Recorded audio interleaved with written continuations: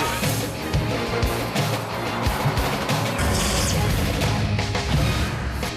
NET Sports, Nebraska's home for championship sports, is at Sun Valley Lanes in Lincoln, Nebraska for the Nebraska High School Bowling Federation Girls State Championships. And good morning, everybody. I'm Larry Putney along with Steve Simpek. Great to have you with us on a Sunday morning of high school bowling. This Sunday morning bowling seems like the old days, doesn't it? As we were kids growing up, watching it every Sunday, so now we're back with great high school competition. Some terrific competition. In fact, a lot of rematches this year. The last match of our morning will be in Class A. Let's start there and work backward. It's a rematch of a couple of teams who see each other throughout the year in North Star and Northeast. Yes, they bowl in their district together, in their conference together, so both teams know each other very well, so anybody's match. Pius and Hastings, two perennial powers in Class B. Back again, we see we see either one or the other school every year when we're down here. Mm-hmm. And again, it's two high-profile teams and great coaches, so it'll be up for grabs. In Class C, it's a rematch of last year's quarterfinals. We're going to kick it off in Class D this morning with McCool Junction. Going for 5 now. They've got 4 right. trophies in the trophy case back at McCool Junction going for 5. Should be a great morning and a great day of state high school bowling championships right here on NET Sports. We kick it off in Class D when we come back. McCool Junction and Humphrey up next on NET Sports.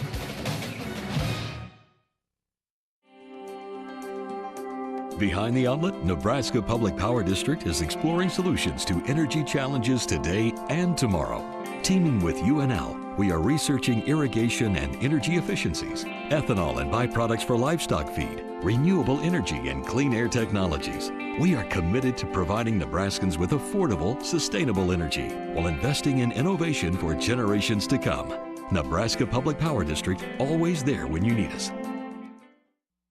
Whether it's spring planting, fall harvesting, or just a drive across the state, soy biodiesel helps a diesel-powered engine operate in a demanding job. Soybean oil from Nebraska soybeans makes biodiesel a renewable fuel that's also environmentally responsible. The soybean checkoff plays a major role in supporting the use and availability of biodiesel. The Nebraska Soybean Board, growing opportunity from the ground up.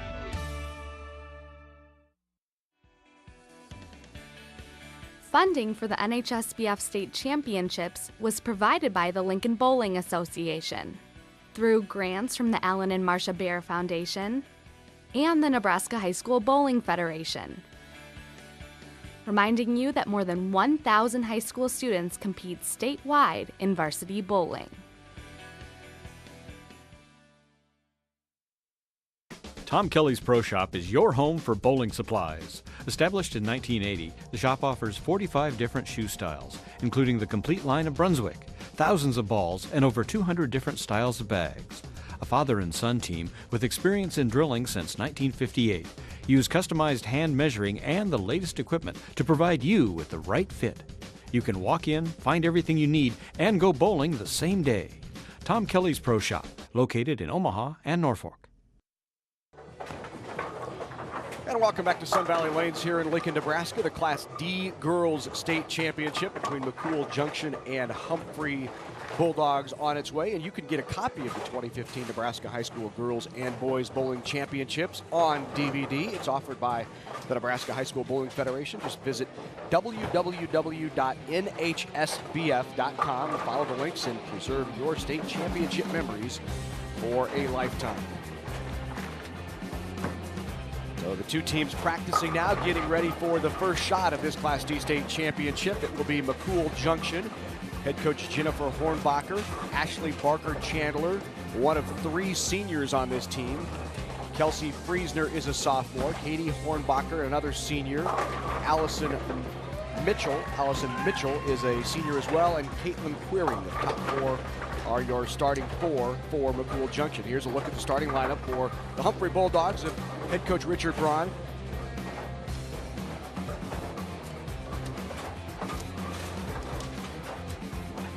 Ashley Arbuthnot is a senior. Alyssa Groenthal, a junior. The freshman Putner.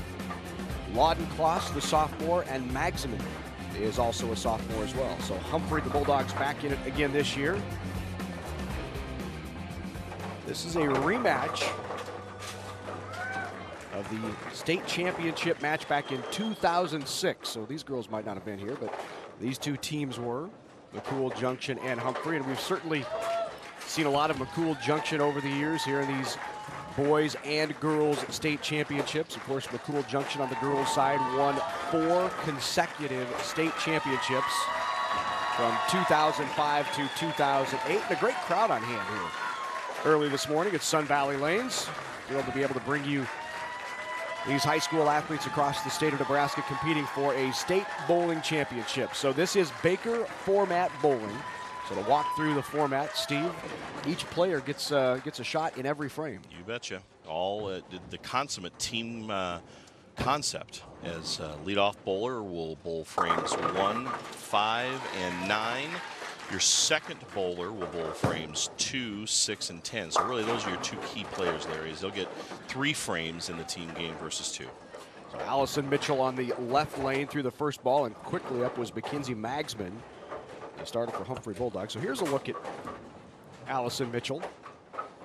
Mitchell, a senior, averaging 141. She's the leadoff bowler, which means in a 4-person format, as she covers the spare, she will bowl 3 times in this first match. She will bowl in the first frame, in the 5th frame, and again in the 9th frame. Correct. And here on the right lane, Mackenzie Magsman drops that 3-6 off, and 8 count. Good looking shot here. A lot of speed there on that one, Larry, and we talked in the warm-up about the lane conditions. Actually, we talked off camera about that. And typical, I would say, home condition for the ladies today in our state championships, with a heavy concentration of lane conditioner in the middle of the lane. As the lanes get, as you get further outside towards the gutter area, the conditioner is a little less. So you'll see the balls hook more off the corner, and then you'll see them skid more in the center of the lane. Good cover by Katie Hornbacher, the senior, who averages 162, and now the lefty up on the right-hand lane, number 21, Monica Laudenkloss. So Laudenkloss trying to convert and go straight up the boards at that 7-pin. A bit of an unconventional way to go after that, and just slid by. As you can see at the end there, the ball hooked past it, and on the final 3 or 4 feet of the lane. Back ends are very dry here at Sun Valley Lanes, and by dry that means clean. So you'll see the ball skid about 3/4 of the way down the lane, and then you'll see the ball hook hard towards the end of the lane. Allison Gronenthal crosses over and gets the 9 to trip out. So the Brooklyn strike for Allison Gronenthal. And now baby split on the left-hand side, the 5-6. For Kelsey Friesner, and Friesner nearly slides it between them. Gronenthal back up on the right-hand lane.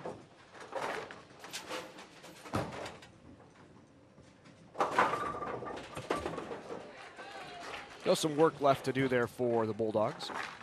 Now up on the left-hand lane, Ashley Barker-Chandler. Good form by Barker-Chandler, straight up the boards, good shot, rings a 10-pin, a very solid shot from Barker-Chandler.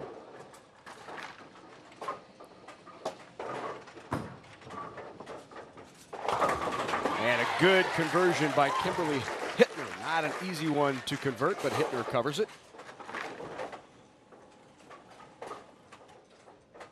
See her go cross lane at the 10, just like that. That's how you do it. Good cover. So through 4 frames, slight advantage to McCool Junction.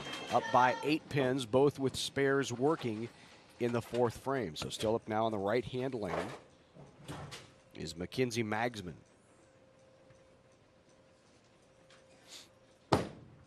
Magsman was 4th individually at districts, and she's lined up there right straight up the boards in that 1-2 pocket for the strike. Now on the left-hand lane, here's Mitchell. Mitchell crosses over, kicks the 10 out of there to just leave the 3.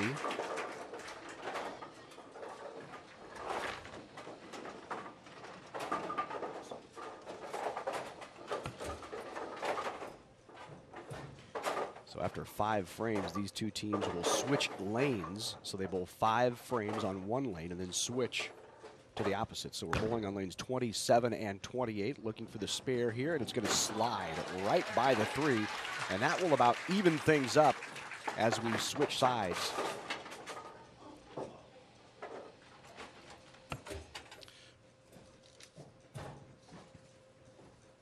And there it is, 73 in the 5th for McCool Junction. Humphrey with a strike working in the 5th. Hey, watch NET Sports anytime, anywhere. You can download our free NET Nebraska app today. Watch college player profiles, full-length episodes from Big Red Wrap-Up, live streams, and so much more. Search for NET Nebraska in the App Store.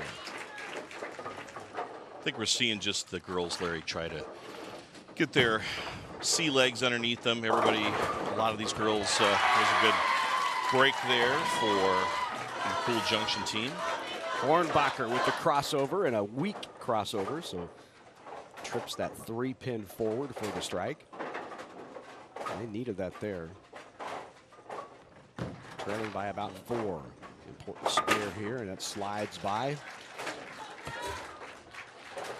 So with the strike by McCool Junction's Hornbacher, they regain the lead. You see it there. 83 in the 6th with a strike working. So 83 plus the count of 2 balls, and that's 6 on the first, so it's 6 plus whatever she gets, and they will have the lead in the 6th frame. And left the wash out there on lane 28. Gonna have to get that ball on the left side of the head pin to pick up the spare. Trying to mix them up, gets that 10-pin out of there, an important trip there of that 10, so she didn't leave the split, just a 5-pin left. Kelsey Friesner, the sophomore. Chance, Larry. Cross it over. Oh, good try. Great effort by Friesner. So now trying to even this back up, an even more important shot here on the left-hand lane. Gronenthal. Gronenthal covers it up. And we have a tight one here in game number 1 between McCool Junction and Humphrey. 95 plus this. Will give them the lead. Will she get the 5 out? No, the 5 stands. So a tough 5-10 conversion upcoming. With the game this close, Larry, I would say that's the best thing to do for McCool Junction is to have her go for just the 1 pin. You don't want to give up an extra pin on the spare, but breaks even worse for Humphrey as they leave the dreaded 7-10. So Barker Chandler here. Going to give it a run. Go after it. Just slides by. Not a bad effort. So 101 in the 7th and 109 in the 8th now for McCool Junction. Here's Humphrey. Trying to hold on to that lead. They do get 1, and sometimes those 1 pins can be so important in this situation. That 1 gives them a 3-pin lead. So here we go. 2 frames to go, the 9th and the 10th here in game number 1. It's a best-of-5 Bakers match. That's a good shot, Larry. Just dove a little bit there at the end. That slow speed caused that ball to hook out of the area of the pocket through the nose for the split. So bucket with the head pin left on the left-hand lane, but maybe a bit easier than what the Mustangs have on the right-hand lane. And you know, both these teams come from smaller bowling centers. Of course, Humphrey comes from their local bowling center there in town, and McCool Junction bowls in York. And the girls all weekend have been competing here at the local bowling centers in the Lincoln area. And, you know, their bowling lanes are like golf courses. You know, they all play different. Doesn't matter where you go. You know, you can run into all types of conditions. So it's going to take a little bit of time for the ladies to get a little bit adjusted here to the surroundings. Of course, you know, I don't think any of them when they were in middle school thought they'd be on statewide television for representing their school in a state championship for bowling. And so all of that is going to cause them to be a little, I'd say just a little pumped, and you'll see them settle down here as we get into game 2. So 120 in the 9th for Humphrey. They lead it by 4 pins going into the 10th. You see the deep breath there. Deep breath and the focus. Crossover leaves the 5-pin, but still an opportunity and a good one for Humphrey here.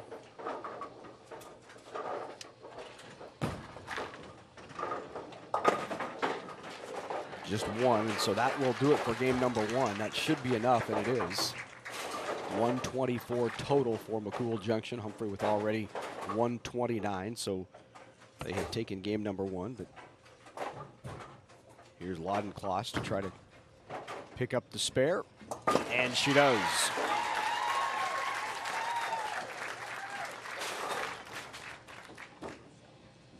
So in this Baker format, it's truly a team format, and you'll see this many times late in the game. Give somebody else an opportunity to get up there, make a shot on TV, knock out the nerves, get used to the lane condition just in case they need that person later.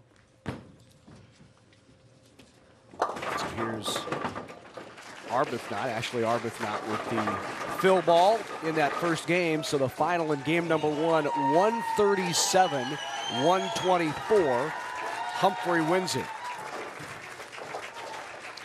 And pins do not carry over. This is just like match play. So Humphrey with the victory. They're up 1 game, and now you start fresh. And we've had our share of matches over the years, Larry, where you have a team up 2-0, and back comes the other team with winning the next 3 to take the state championship.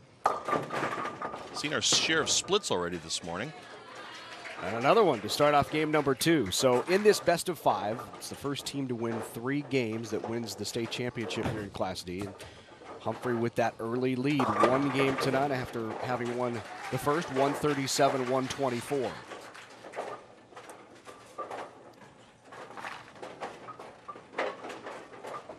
Magsman will go cross lane at this, just try to get the 2 pins. And you know, you don't want to get to a situation with a split that is that difficult, where you wish you would have got those 2 pins later in the game. So you always try to go for count, unless it is a smaller makeable split. So here's the son of Gina and Joe Mitchell, and just slides that 6 around the 10 pin.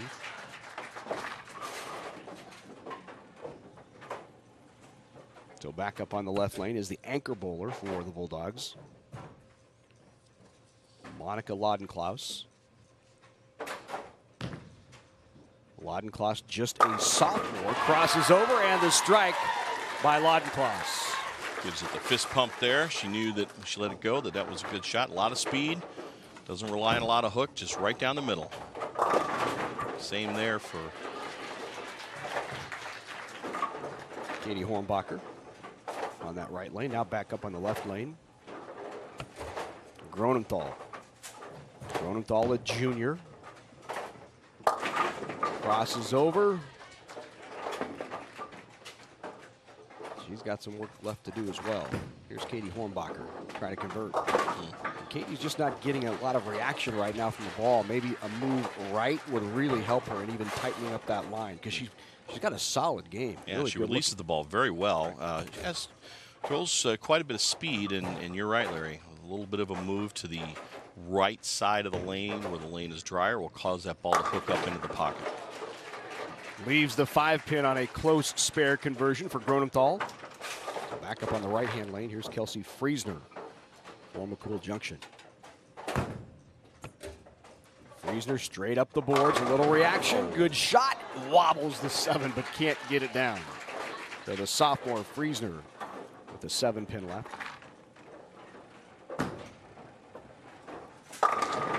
Hittner got them all. Kimberly Hittner with the strike. We're not seeing a tremendous amount of spares. We're seeing strike or nothing, it seems like, from both teams. And really, McCool Junction's inability to pick the spares up is just really making it tough for them to stay in this match. They're going to be down by, I think what you're seeing is that it more. appears like they're used to being on a condition that maybe hooks a little more than this, because a lot of these spares are just sliding by to the right. And so that's where, you know, they need to understand we have to readjust our mark where we're looking at, not only on our first ball, but also on a spare conversion. It's those in-game adjustments that can be so important in a game, in a match like this. You're 100% right, Larry. You want to pick a spot down the lane, if you can, to where you want your ball to end up. Of course, that would be the pocket if you could. That's a long ways down the lane, but you should pick a spot a little bit closer than that. Try to get the ball in that area to get it to where you want it to end up. You're right. The amount of oil in the middle of the lane is Good cover by Mackenzie Magsman, and really for a lot of folks watching this is maybe a bit of bowling 101, maybe just being introduced to the sport, but there is conditioner on the lane, and the placement and the amount of that conditioner really affects how effective you can score and where you need to play the lane. Exactly, and every bowling center is different, as we said earlier in the telecast. You just need to begin to pick a spot that you're comfortable with and then make those moves either right or left. Doesn't matter if you're a right-handed bowler or left-handed. The typical, for right-handers, the typical way to adjust is if you throw your strike ball and you miss the pocket to the right, which means that you're not getting enough hook, you move your feet to the right to give you more angle towards the pocket. And then the opposite would apply is if you're going high. That's a better shot there, Larry. Mitchell got them all, so they will change sides mid-game here. And McCool Junction coming off a big strike by Mitchell. Hey, I want to remind you this month on Nebraska Stories, you can take a behind-the-scenes look at the 5th largest fashion week in the country, which just, by the way, happens to be in Omaha. Meet a Fremont father-son duo who are in one of the top 10 world barbershop choruses, see an art of a premier sport artist from Imperial, and visit Harlan County Reservoir, where the White Pelican stops over its 1,000-mile journey. Your stories are Nebraska Stories. To see those stories and more, visit netnebraska.org/Nebraska Stories. Big shot by the lefty Lodenkloss to start that 6th frame. So important as McCool was coming off a strike. And here's their anchor bowler, and again, maybe a little bit of pace, but also needing to move right. She just continues to come in a little light. Either needs to slow the ball down a little bit to get it to hook more towards the pocket at the end, or make that move to the right, like you said, Larry. McCool could have tied the match up with that double there, but now they really need this spare here on lane 27, the 2-4-5. Straight at it. Good attempt. And she makes the adjustment on the spare shot, and a great adjustment. And that's what we talk about those in-game adjustments can be so important. So Hornbacher cleans it up from McCool Junction and keeps them in it, just down by 8 currently. Straight down the side there, and oh, wow. Just slips by. Thank goodness there's paint on the pins, huh? Yeah, that's right.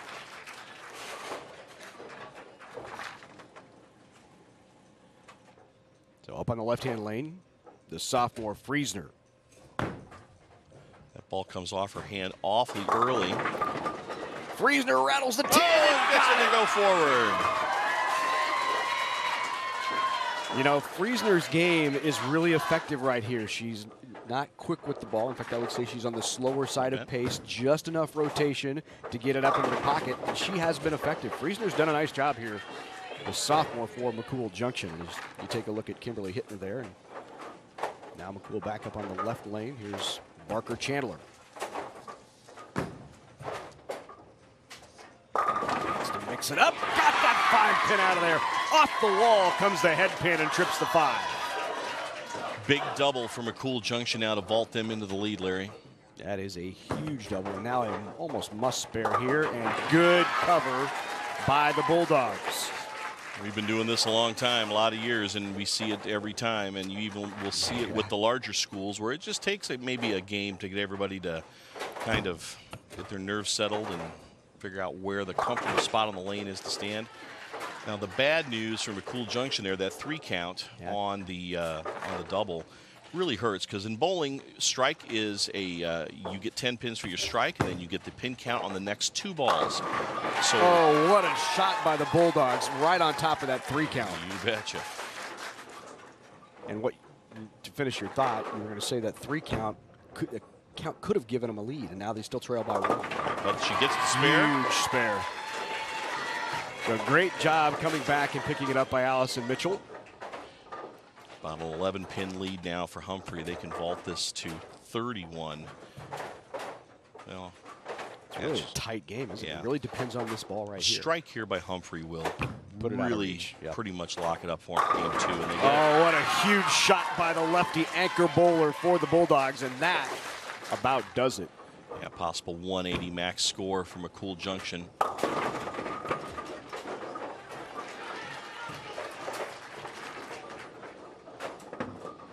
They really need their go-to bowler, which is going to be the senior Hornbacher here up on the left-hand lane. They need her to start striking. And here's the sophomore, the lefty. for Humphrey. Right through the nose, leaves the 4-6, but won't matter as they already have 179 or 177 in the bag. And the best McCool Junction can do is 169 after that spare.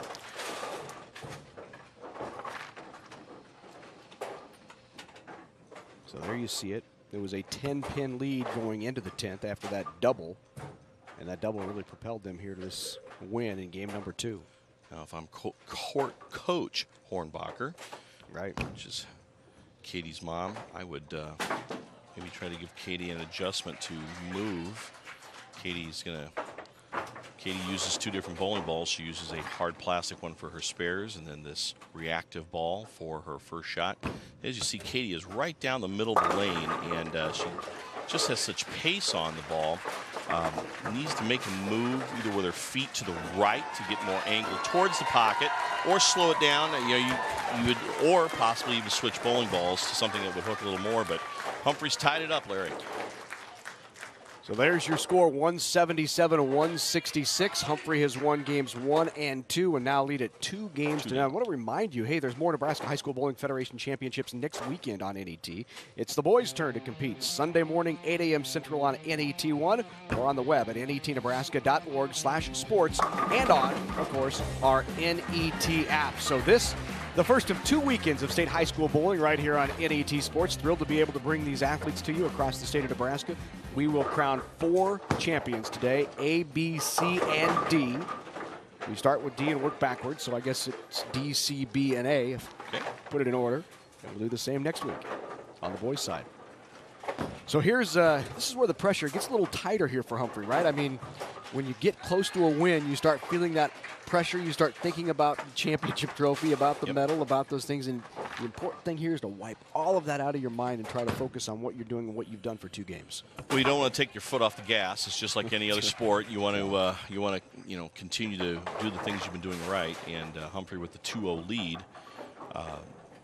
has done a good job of picking their spares up. Where McCool has had their issues is a lot of open frames. Yeah.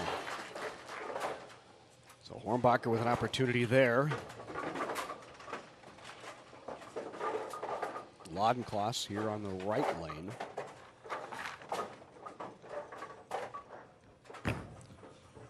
Pulled that shot, Larry. So she's got a lot of work to do yet.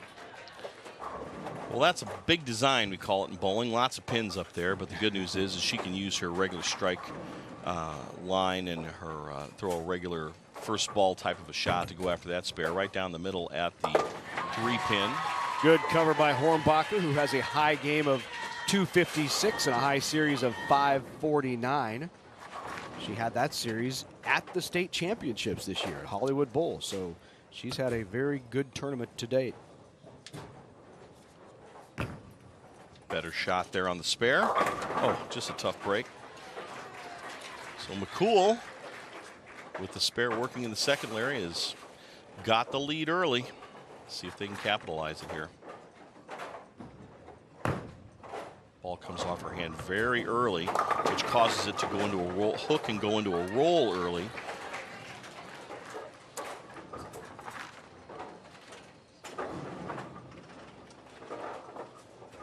So up on the right lane. Gronenthal picks 3 off the right. So some work there for Alicia Gronenthal.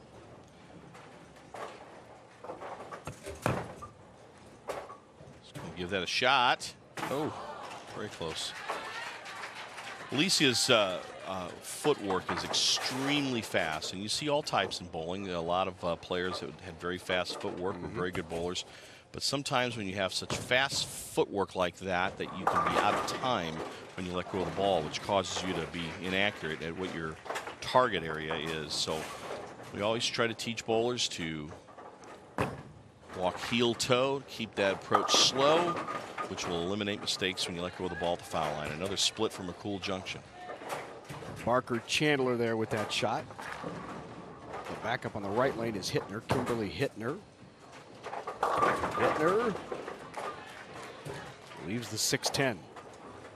So back on that left-hand lane. Here's Ashley Barker Chandler. You see the score there is McCool Junction up by 10. Barker Chandler, one of those who's really involved in all sorts of activities at school. Volleyball, softball, cheerleading, dance, flag corps, FFA, FBLA, choir, yearbook, 4-H, track and field, M Club, one act. I think I'm. How'd you like to have five? For a while. How'd you like to have 5 kids with those activities going on at your house, Larry? Oh my goodness! I hope the school is nearby the home, within walking distance, Yep. right? Spare by Humphrey there keeps them within arm's length of McCool Junction, but good strike by Allison Mitchell. The senior comes through in the game in which McCool Junction really needs it. And now an answer is important here. Crossover. Does she get it? No. 8-pin decided not to fall on the.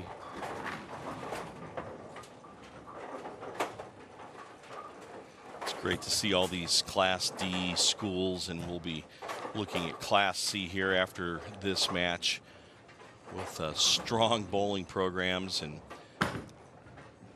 you'll see some schools that don't have bowling centers in their own community, and they have to get in the car or the school van or the school bus to drive to practice a couple times a week, and then for meets and competitions. Here's a look at the individual standings. You see, we talked about Hornbacher. She won it all by 66 pins. You see Plainview, Humphrey, Newman Grove in there. A couple more Plainview, Hoffert, Deathlifts in there. Allison Mitchell shot a 447. So the top 5, first team All-State. Second 5 would be second team All-State. And that is in the individual competition that these girls bowled yesterday. They bowl on Saturday to qualify, so there's 4 games of qualifying. They take your first 3 scores. So if you bowl all 4 games, your first 3 count toward your overall total. And then that overall total and overall scores classifies you for individual awards here at the Nebraska High School Bowling Federation State Championships.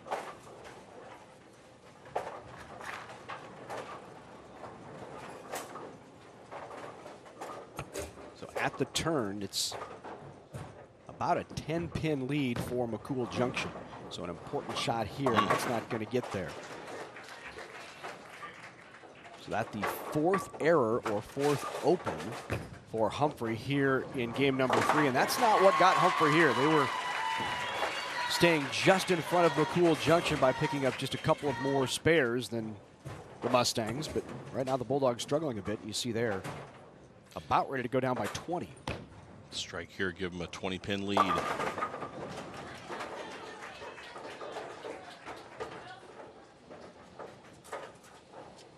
Up on the right-hand lane, here's Friesner. Her team with the lead. Crosses over. Got it. Friesner has just been steady and around the pocket and played a big role here for the Mustangs. Just a sophomore is Friesner. It's now almost a must answer here if Humphrey's going to take this in 3. You can tell that that ball came off her hand very early. Usually when you get to the foul line ahead of the ball falls off your hand. It's just an early release. You drop the ball, as we call it in bowling, and that ball will go to the right if you're a right-handed bowler. So you need to make the adjustment. That's a good shot, Larry. Oh, just a tough break. So leaves the 4-5. Kimberly Hittner didn't quite get out of that clean, did she? Yeah, that one hung up on the thumb. Yep, I would say so. You're supposed to let go of the ball before you can see it, so that one had a little off to it, kind of a double dribble type thing. But McCool Junction here with a makeable split, the 4-5, slightly cross lane. That looks pretty good. Got it. Well, that might be the spark they need, because that will keep them in the lead. And they really extended that lead. 4 consecutive marks for McCool Junction, which is their best 4 consecutive frames of this match. Spares are just so important in competition like this. When you're bowling in Baker and you have your whole team competing in the same game, you need to stay clean. And by stay clean, that means strikes or spares. Back-to-back strikes for Allison Mitchell. So Mitchell started to warm up. She's found her mark. And the Bulldogs answer back. As long as McCool Junction stays clean here, Larry, unless Humphrey can string another 3-bagger here in the 10th frame, it's going to be tough to knock her down. There's another strike. It's going to give them about a 40-pin, about a 35-pin lead. I think McCool Junction will stay alive to see another game. Any chance for Humphrey right here? Need to have a strike on lane 27. That's going to be left of the head pin. And so that will do it. The double by McCool Junction in the 9th and the first ball in the 10th has given them game number 3. So after Humphrey comes out of the block hot, he takes games 1 and 2, 137, 124 in game 1, 177, 166 in game 2. McCool Junction answered. We've seen this before. You know, team wins the first 2, feels a little bit of the pressure. The other team loosens up, relaxes a little bit, starts making a couple shots, and all of a sudden everything flips. So it'll be interesting to see what happens now in an important game number 4.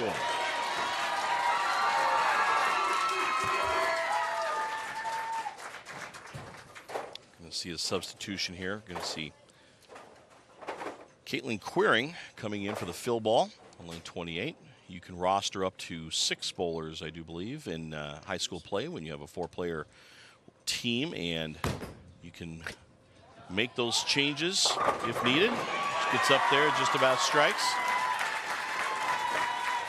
2-1 now, Larry. Caitlin Queering with that last shot for McCool Junction. So let's take a look at our final then. 181-114, so best game of this Class D Girls State Championship in the books by McCool Junction, and maybe that'll loosen them up a bit. Hey, I want to remind you, high school swimming and diving championships coming your way February 28th. That's next Saturday, live from the Devaney Sports Center pool in Lincoln. Championships beginning at 11 a.m. on NET1. We'll have a live webcast as well on our website and on the NET Nebraska app. You'll be in your Speedo doing the play-by-play right there, buddy? Nobody sees above the table, though, so it's okay. All right. Got to keep television ratings at their highest. A very good shot there right out of the gate for our leadoff bowler from McCool Junction, and leaves the soft 10. And Larry, I think everybody has figured out now that they're going to need to get the ball into a little bit of a roll to roll the ball up to the pocket. Everybody's seemed to have made their adjustments, but spares again come back to haunt really both teams. But it's an important first shot here for Allison Mitchell in the first frame. And you'll see Allison going cross lane from left to right. She kills the hook on the ball. She kind of tried to flatten it out, throw it straight, but when it came off her hand, it was left. But that's really the proper way to attack cross lane spares, is to use the lane to your advantage, go across, cut down the angle, and give yourself more room to go straight at it. But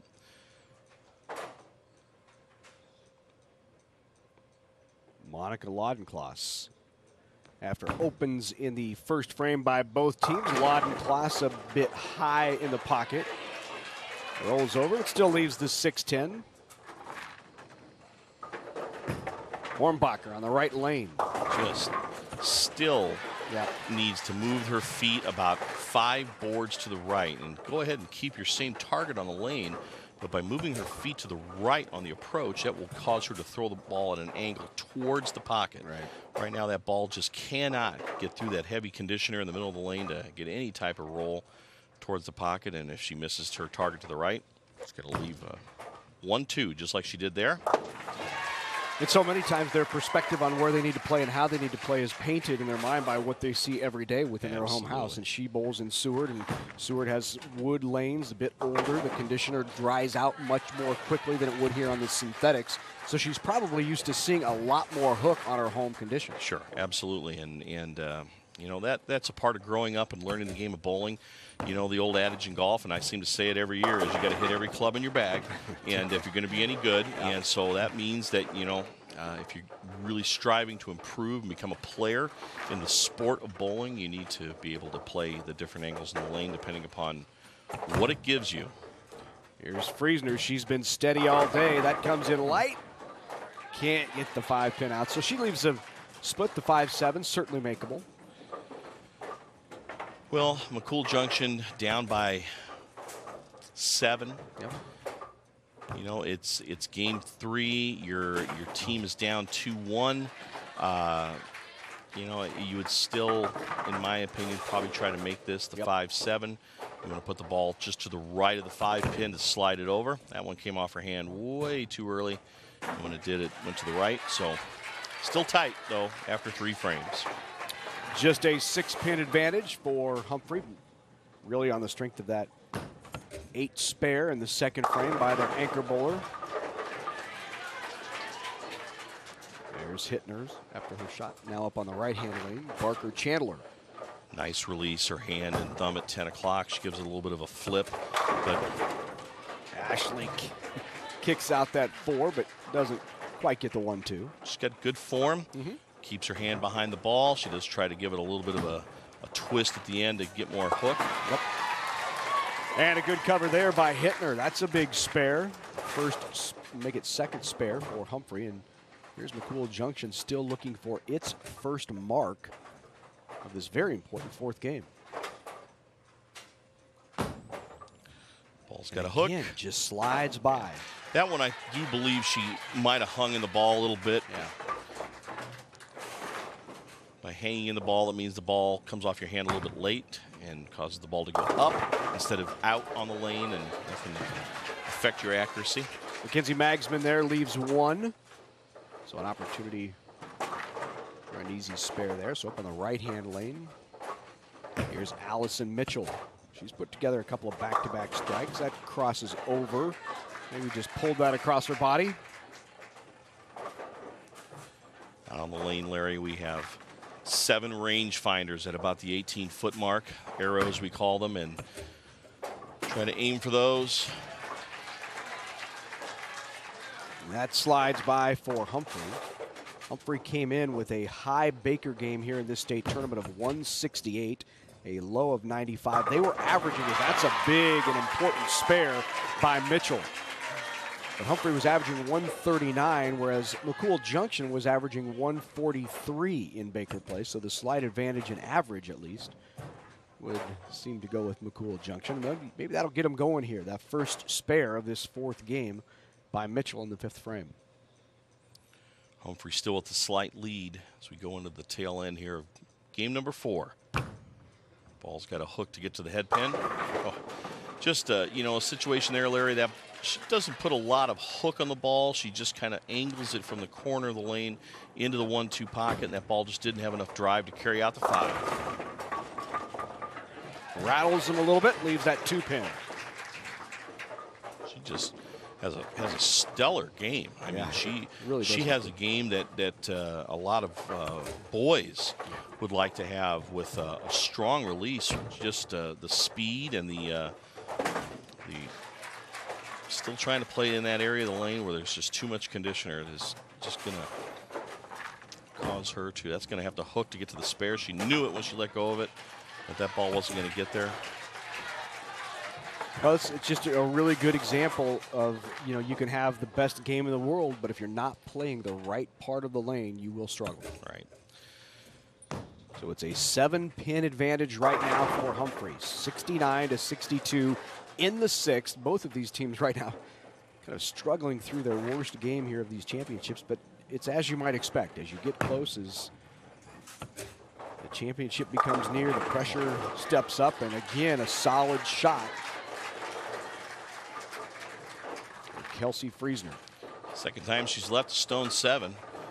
Ball comes into the pocket just a touch high. Good enough to strike 9 times out of 10. Leaves that 7, but right now she's going to chase down the spare. Big cover for the Bulldogs to keep that pressure on, and now Friesner, really an important shot here. You bet, Larry. 7th frame.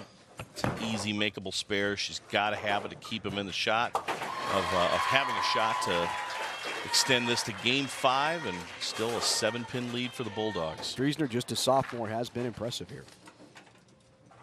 So up on the right-hand lane, here's Kimberly Hittner.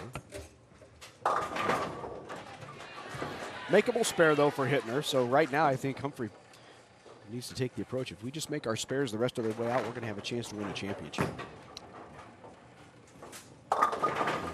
bit high, leaving at 310. So that's going to be a tough but important spare for Ashley Barker Chandler coming up. Yeah, she's going to have to make that to give them a chance.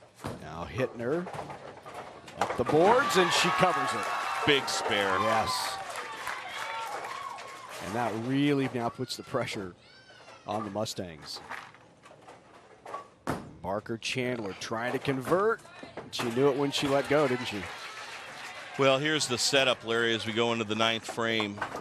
Really, if Humphrey can get a mark in the 9th and stay relatively clean, and oh my goodness sakes, that's going to be tough, though. Just what you don't want is to have a double wood spare, we call it. But if she spares this, I think she's going to.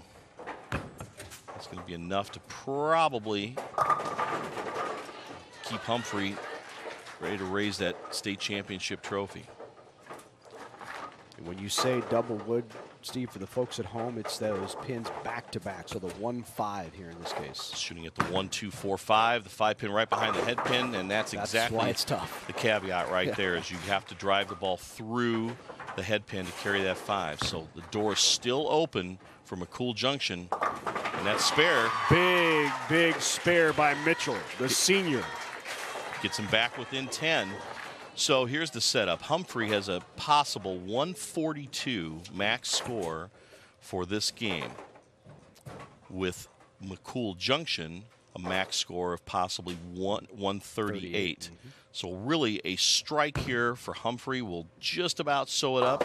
Not going to happen. So McCool Junction really needs this first one. Needs a first strike right here. And I'd put it in this young lady's hands. She Absolutely. throws the ball very good. Crosses it over. Doesn't get the 10.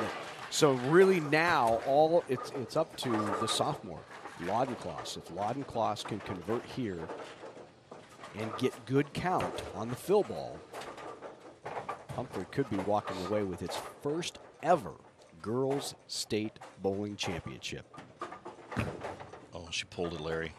So she knew it when she let go of it. Opens the door for Katie Hornbacher, the senior. Needs to pick this spare up. It's a must for Hornbacher. Is it Got going to hang hook. on? No! Oh, just off. And that will do it. Humphrey wins it sitting on the bench, and the girls are first state championship for the Bulldogs. And wow, what a way to end it there. You know, it's just awful to see it end with a couple of missed spares, but McCool Junction's got a whole trophy case full of those state championships, Larry, and it's always neat to see a new winner come in. But a lot of girls on both teams have great bowling games, and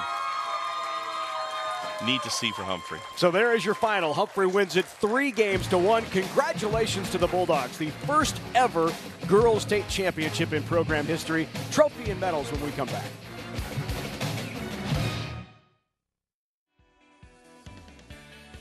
Funding for the NHSBF state championships was provided by the Lincoln Bowling Association through grants from the Alan and Marcia Bear Foundation and the Nebraska High School Bowling Federation. Reminding you that more than 1,000 high school students compete statewide in varsity bowling. No matter how you look at it, animal agriculture helps Nebraska's economy. The livestock industry provides increased tax revenues for schools and community services. Livestock enterprises also create jobs while contributing to existing businesses such as local banks and grocery stores. A thriving livestock industry helps maintain our current way of life, but also provides opportunities for the next generation of farm families. The Nebraska Soybean Checkoff helps to raise awareness of the importance of animal agriculture to Nebraska. For me, asking why is just getting started. It's more than an activity. It's me doing what I love. I'm not a stereotype.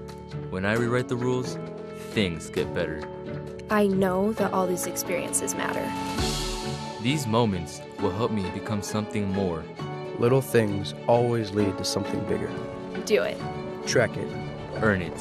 What you're doing now will help you get scholarships later. Find resources from Education Quest at trackyoursuccess.org.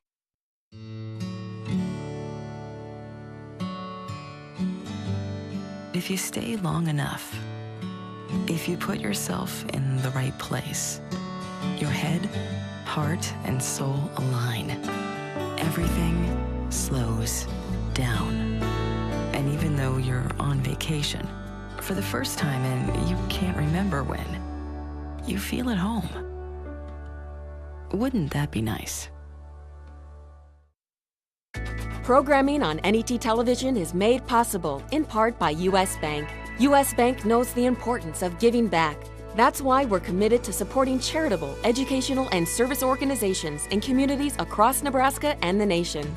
In 2014, U.S. Bank employees have already provided more than 3,000 hours of community service in Nebraska, and we are dedicated to continuing that support.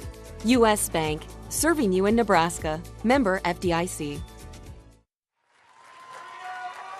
And welcome back to Sun Valley Lanes here in Lincoln, Nebraska. Humphrey Bulldogs are your state champs, and now with the coach and Monica Laudencloss, let's go down to Steve Simpek. All right, thanks, Larry. We are here with Coach Richard Braun, and you know the girls get to take home the first state championship for Humphrey instead of the boys. And you've got our anchor bowler, Monica Laudencloss, here. And so what was going through everybody's minds, Monica, when everybody's kind of having a little bit of trouble at the end there with spares? Was, I'm sure nerves. First time on TV, probably had a little to do with it. Yeah, it was just like, it was extremely nerve-wracking. We were just like, a lot of people said we couldn't do this, and so the whole time our inspiration was, we need to prove these people wrong. We can do this. We just have to believe in ourselves. That's great. What do you think? What do you think the turning point was, or when you got the 2-game lead? I mean, you guys didn't kind of take your foot off the gas. You didn't want anybody to get complacent. Huh? When you guys got out in front early, and we're starting to get more confidence, I guess. What did you do to keep everybody focused? Just saying, like, we can do this. Like, we just have to believe in ourselves. One of our things were, like, in the beginning of the year was just keeping up together. We were doing very well at the beginning of the season, but as the season progressed, we've made leaps and bounds. So I guess our inspiration at the end was just, we're so close, let's just keep going.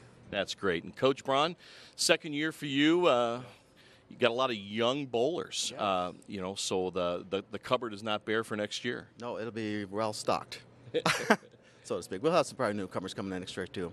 Well, that's great. Larry, the Humphrey Bulldogs, our first state championships of the day. Back to you. All right, thanks very much, Steve. Congratulations to the Humphrey Bulldogs. They win the girls' first ever state championship. Of course, on the guys' side, Humphrey won it back in 2013, also in 2007. But for the girls, it's the Bulldogs' first ever state championship, and they got it done. And now for the medal and trophy presentations, let's go to our public address announcer. Here's Dwayne DeMode. Ladies and gentlemen, how about another nice round of applause for our two finalists?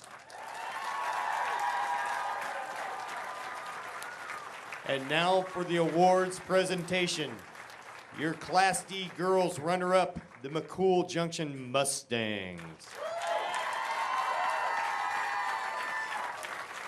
Head coach, Jennifer Hornbacher.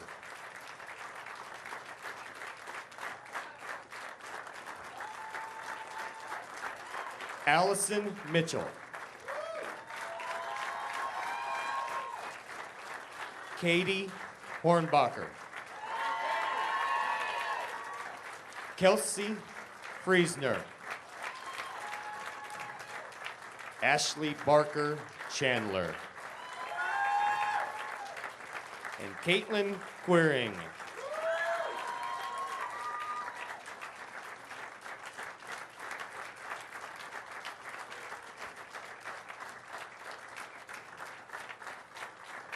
Ladies, here is your second place trophy.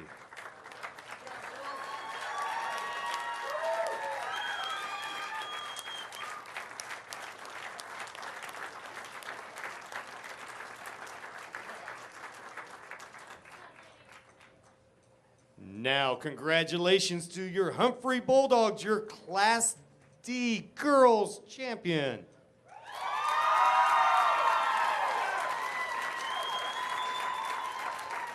Coach, Richard Braun.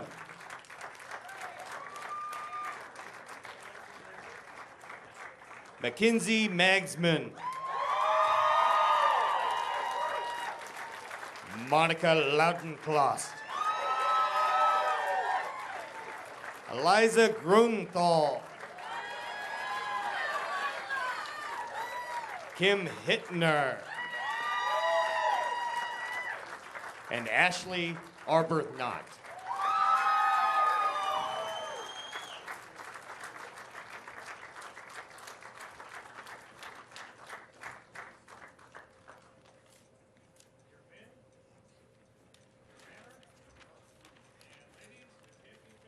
Congratulations, here's your 2014-15 Class D champion. This concludes the awards presentation for the Class D girls. Commissioner John Lucido presenting the championship trophy to your state champs in Class D, the Humphrey Bulldogs. Congratulations. When we come back, Class C state championship on the girls' side on the way. Wayne taking on Ogallala. This is a rematch of last year's quarters when we come back.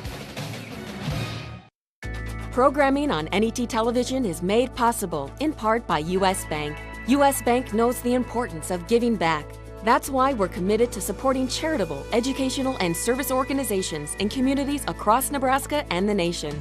In 2014, U.S. Bank employees have already provided more than 3,000 hours of community service in Nebraska, and we are dedicated to continuing that support.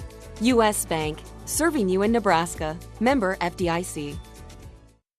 High school's almost over. What's next? I mean, what are my choices? I want to find something I love, so I can make a life for myself. And then I can give back.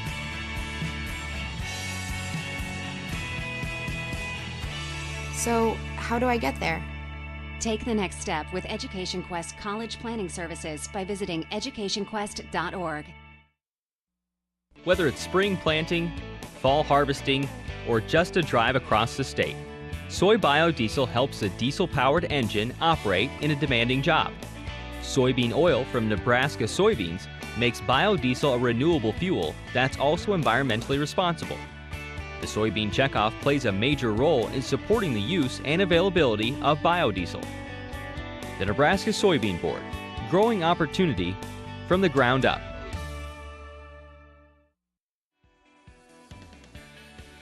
Funding for the NHSBF State Championships was provided by the Lincoln Bowling Association through grants from the Alan and Marcia Bear Foundation and the Nebraska High School Bowling Federation.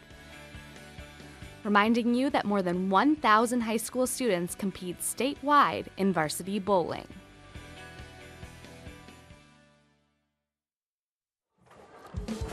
The Nebraska High School Bowling Federation offering you an opportunity to preserve these memories for a lifetime. You can get your copy of the 2015 Nebraska High School Girls and Boys Bowling Championships on DVD offered by the Nebraska High School Bowling Federation.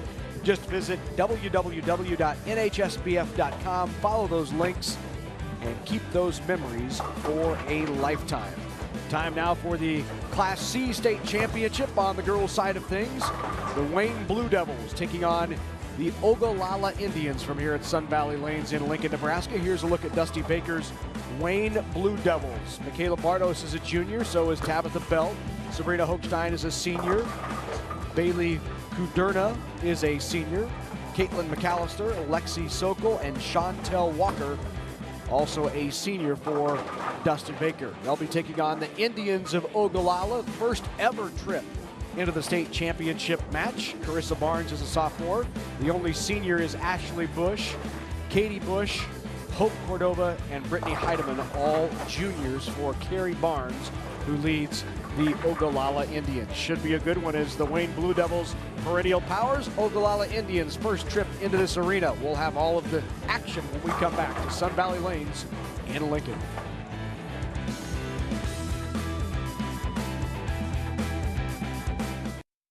Programming on NET television is made possible in part by U.S. Bank.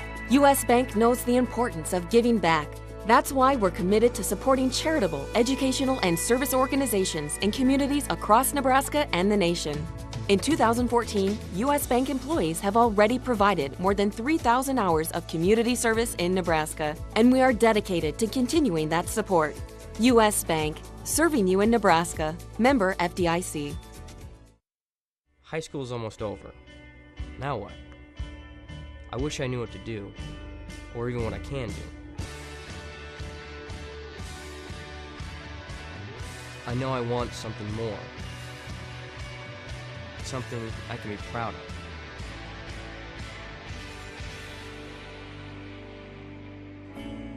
So, how do I get there? Take the next step with Education Quest College Planning Services by visiting educationquest.org.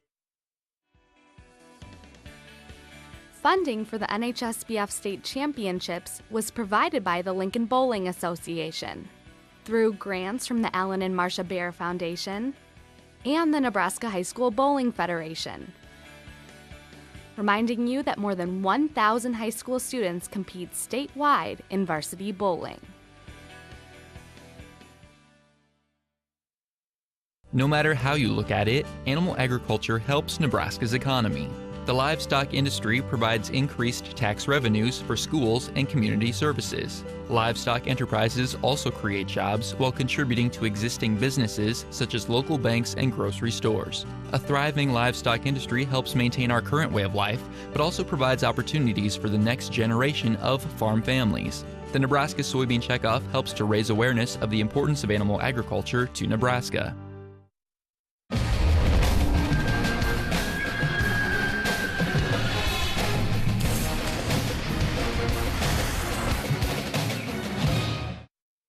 Take back your garage. Stuck with an extra vehicle that's taking up needed space? Donate it and get your garage back again.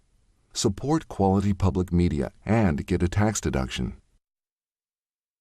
We'll now proceed to the first item on today's agenda. Log on to netnebraska.org/capital to stay connected to what's happening in your state government. Nebraska Capitol Live brings you daily coverage of important decisions from Nebraska's courts, legislative hearings, and events at the governor's office. In the office or at home, you can always stay informed with Nebraska Capitol Live at netnebraska.org/capital.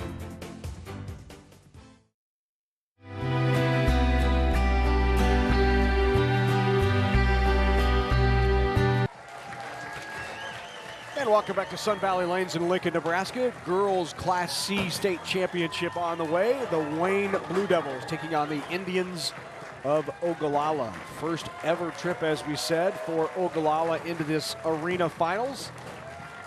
Wayne looking for a third title in 4 years. Wayne is the perennial power here. They won it in 2012 over Burwell Ord, won it in 2013 over Wisner Pilger.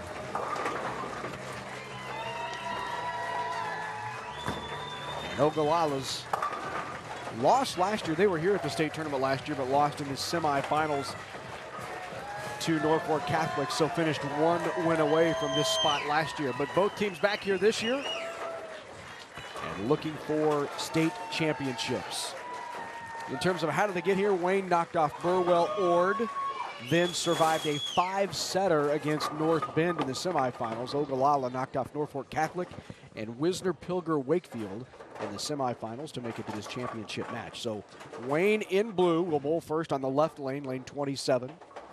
As a reminder, Baker format. Each bowler bowls one frame. 5 bowlers bowl frames 1 through 5 and then repeat. The bowler that bowled the 5th frame or first frame will also bowl frame number 6. 2 bowls 7, 3 bowls 8, and so on. Wayne is averaging 149 in their Baker games at state. They had a high of 180, a low of 117. Tabitha Belt starts it off. The junior crosses over.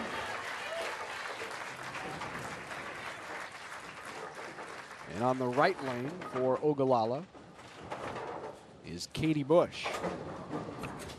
Katie, a junior, averaging 139.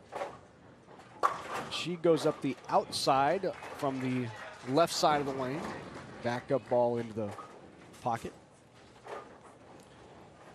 It's going to take a little time to get their nerves settled down, as we saw in the Class D match before this.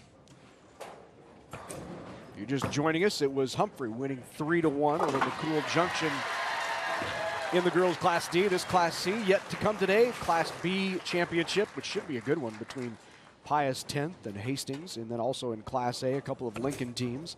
Lincoln Northeast, Lincoln North Star will battle for the championship. So Wayne strikes first. They've got a mark in the first. Open frame for Ogallala. Now in the left lane, number 4, Lexi Sokol. Sokol, a junior, one of the team leaders. She's bowling in that second spot, which means she is their best bowler. And showing it there. Good start for the Blue Devils. That was a ripped rack there, Larry. Yes, it was. That was very good. Brought that ball in from the track area and sawed the 5-pin into the 7. Here's the anchor bowler for Ogallala, Ashley Bush. And Ashley responds with a strike of her own. Now up on the left lane, here's number 5, Sabrina Hochstein, a senior.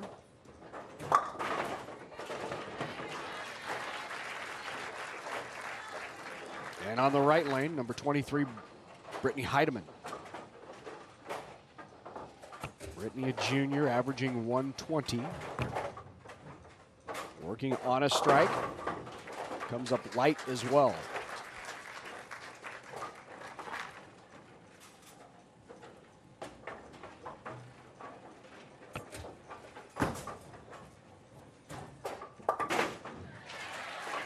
So another open frame. Actually, the first open frame for Wayne. Ogallala now can pull back to even with a spare conversion here. Just didn't quite get the double wood. 1-5 was there, left the 5-9.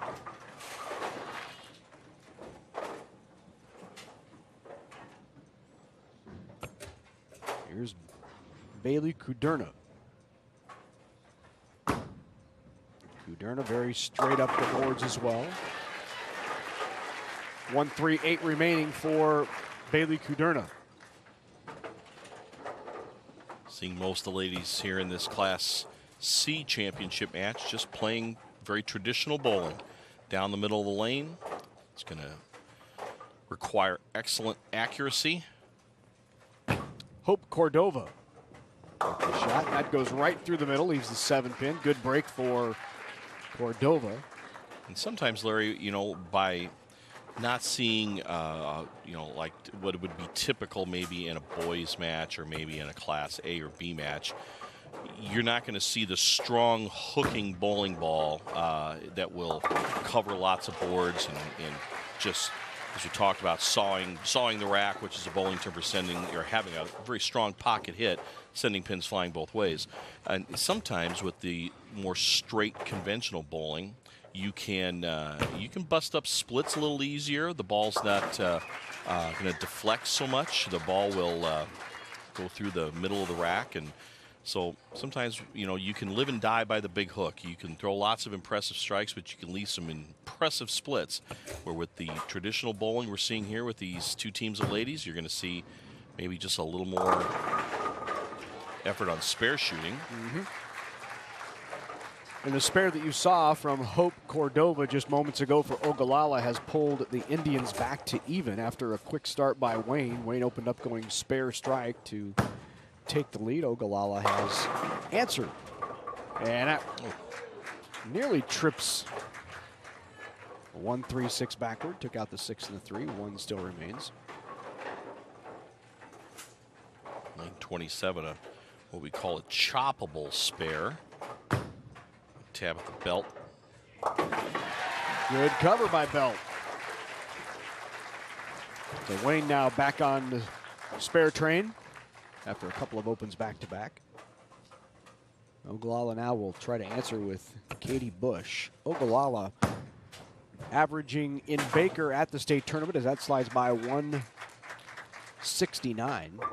Excuse me, 142. They're high at 169, so they're averaging 142. We told you Wayne was averaging 149. So 5th frame, and the two teams will switch sides and switch lanes. Well, the ladies got some zip on the ball, we'll tell you that. They get it down the lane. Here comes Lexi Sokol, a senior for Wayne on the right-hand lane. Lexi hooks the ball from right to left. Lexi, a high game of 233. That crosses over. What to do with the 6-10 left.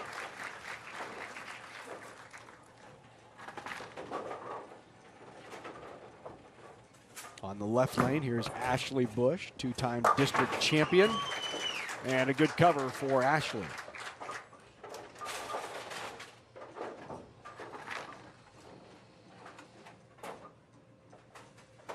This to keep Wayne in the lead. And a good cover.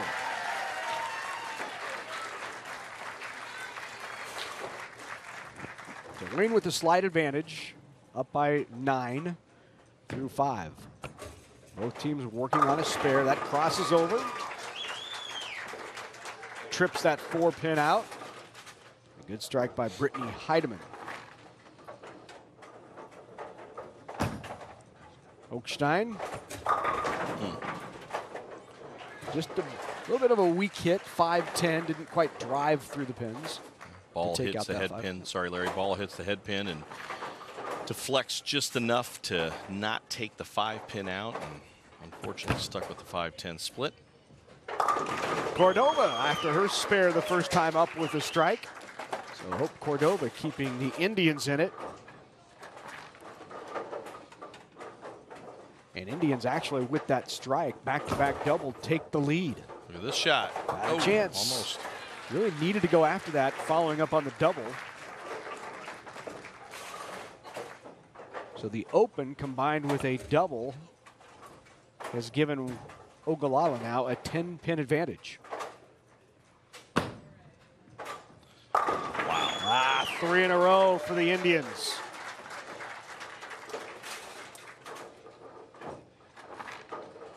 So the 3-bagger for Ogallala extends that lead. There's another popular term for that, isn't there? In bowling, what's that called? That's a turkey, Larry. Ah. That's a turkey. You're not describing your color announcer partner sitting to your right. But, I didn't want people to be confused, so yeah, I thought I'd let you say that. That crosses over, rattles the 8, but can't get the 8-pin to fall. So in complete command here now in game number 1 is Ogallala after that turkey or 3-bagger. Spare conversion by the Blue Devils, but they will be working from behind. About a 30-pin disadvantage.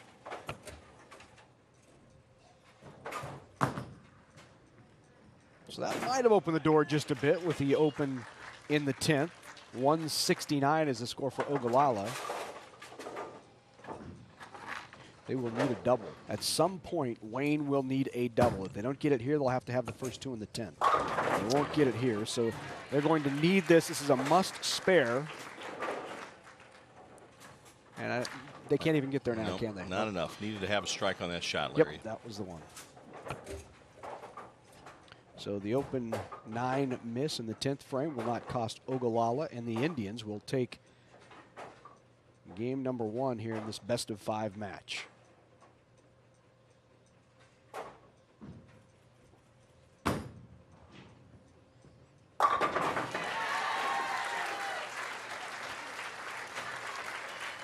Well, now's a chance to maybe experiment a little bit, maybe use a substitution.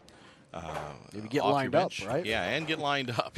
Yeah. They obviously struggled a little bit, but you know, they could be in the 150s with a couple of strikes. That's a better shot. Still just a little bit fast. Wayne will look back at those 2 open frames in the 3rd and 4th, but really point to Ogallala's 3 consecutive strikes in the 7th, 8th, and 9th that turned it. Yeah, the interesting thing is that on the Ogallala ladies team, you've got some of the ladies playing off the left, kind of almost like pitching a softball, Larry. When you in real softball, they come in, you almost rotate the ball the opposite way at times that you would bowling. And my wife, backup ball, right? Yeah, exactly. And but they're very hard and very straight, so accuracy is important. They're going to have to be in or around the head pin to get some of those shots to carry. But that's not an awful finish for Wayne. Ogallala wins at 169-151. Indians take a 1-game-to-none lead in this best-of-5 Class C state championship. Hey, I want to remind you, NET Sports brings you all of the action from the NSAA High School Swimming and Diving Championships next Saturday. That's live from the Bob Devaney Sports Center. Championships begin at 11 a.m. on NET1.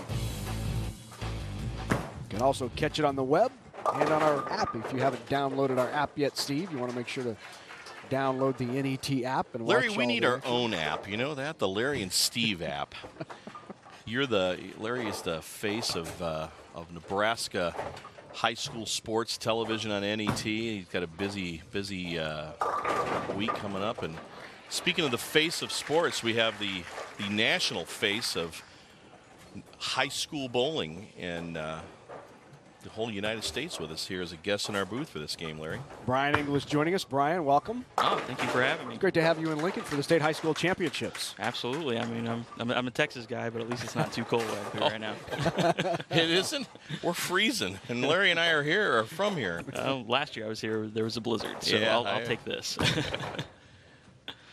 Looking for the conversion that slides through. So both with open frames there in the first. Brian, you travel around, you get to see high school bowling across the country. And I know you and I have had conversations in the past. The setup here that John Lucido and Sun Valley Lanes puts together and the emphasis on these athletes, really, it's unrivaled across the country. Oh, absolutely. I mean, nobody else can really compare. I use Nebraska as the example anywhere I go in the country, and this is how high school bowling should be portrayed. And it's absolutely fantastic what these kids get to do. Brian English joining us here in the booth. He's the USBC Director of High School Bowling, travels the country and helping high schools institute bowling across the nation. And actually one of the initiatives of the USBC is to really see high school bowling become a sanctioned sport within each state in which it participates. How's the progress going across the country? We're at about even. Right now there's 48 states out of the 50 that do have some sort of a high school bowling program, with just about half that actually have a sanctioned varsity sport, with their state athletic association. So, we're making progress. And it's a fight we have to keep doing every day. So yeah. Well, and I know just as of maybe a year or two ago, you were at about 19. So, and that included some bordering states of Nebraska, like Kansas and Iowa, which have recognized sports. So it continues to grow. Oh, absolutely. Yeah, we're going to end up adding Alabama. Actually, is going to be coming on. They're having their first exhibition. Fantastic strike there. They're going to have their first exhibition season and then their first official season in 15-16. So, very exciting. Caitlin McAllister with the strike there. And then the 5 out for Ogallala. So Wayne trying to make a run here after dropping game number 1 to Ogallala and trailing 1-0. It's the Blue Devils with the lead. Brian, I was telling Larry, or just mentioned earlier, that back a few years back, being a bowling proprietor, I had the experience of our center hosting a couple of national PBA events that were televised on ESPN, and I have told some of the folks here at Nebraska at NET how with a lot less cameras and a lot less sophistication, this is just a top-notch bowling telecast. Absolutely. From top to bottom, being with the United States Bowling Congress, Bowling Proprietors Association of America, I've been part of many national shows and PBA shows and seen the behind the scenes, and what these guys do for these kids is absolutely incredible. There's adult bowlers that are never going to be able to experience what these kids are getting to do. This arena setup, the cameras, the angles. It's a fantastic show. I know I order a DVD every year, and I watch it, and I make my staff watch it. So. And we would encourage you at home to order a DVD. Absolutely. All you have to do is go to the NHSBF website. Thanks for the plug. Oh, you're welcome. The back-to-back strikes by McAllister and Kuderna for the Blue Devils. Now we're noticing the reversal of this game, Larry, with the Ogallala girls now beginning to struggle a little bit with spare shooting, and Wayne with a couple of doubles that were with a double in there, now with about a 40-pin lead. On the left-hand lane, 1-3-6 remaining. Brian, I was in Missouri last week working with a bowling proprietor, and I do believe they have club bowling in Missouri. Yes. And they were discussing starting a middle school program similar to what we have here in Nebraska. And actually, the middle school program here in Nebraska, I think, grows every year at a faster rate almost than our high school program does. That's just become a phenomenal event that John Lucido and the Nebraska High School Bowling Federation kind of oversees, and we seem to increase by 20 or 30% every year the participation in the middle school events. Oh yeah, absolutely. Yeah, any state that's running high school bowling, especially one that's running it as well as a state like Nebraska and Missouri as well. They need to go after a middle school program. It's going to be your feeder system, and it's just going to ultimately just grow the future of the sport as well. Brian Sokol with the strike on the crossover to extend that lead for Wayne. Sorry, Brian. Oh, no worries. We are joined, by the way, by Brian English, who is the USBC Director of High School Bowling across the country, travels the country, seeing high school bowling within each state. How's the progress? We hear a lot about conversations going on in the state of Nebraska, and I know you personally have met with Rhonda Blanford-Green, who's the head of the NSA. How do those conversations here in this state continue? How are those going? Oh, they're still progressing very nicely. We're working on basically it's a unified bowling system, which is going to be brand new, with Nebraska kind of trailblazing the way, and she's really on board with it. We continue to gain support from the various athletic directors around the state. Obviously any students or parents can continue to talk to their principals, their athletic directors. Let's continue to get that support, because we're growing, and it's going to be really cool when it's finally unveiled, and Nebraska is going to be at the forefront of this really cool movement. McAllister, you saw just strike. That's her second consecutive strike for the Blue Devils. And they're on the right-hand lane, Brittany Heidemann. Well, I think at one point in time, Brian, and I think this might have been as recently as maybe a year ago, and I doubt it's changed, but high school bowling in Nebraska, we have more participants in high school bowling in any other sport in high school, with the exception of what I would call the big three, which would be football, basketball, and volleyball. When it comes to numbers of schools participating, and especially when you get into the Class C and D like we've been in so far today. Oh, absolutely. Yeah, no, bowling still remains one of the top participatory sports. Obviously you made reference to the big three, but we're definitely in that 4 or 5 spot consistently. And then obviously with the growth of the middle school program, that's just going to continue the participation numbers in high school to grow.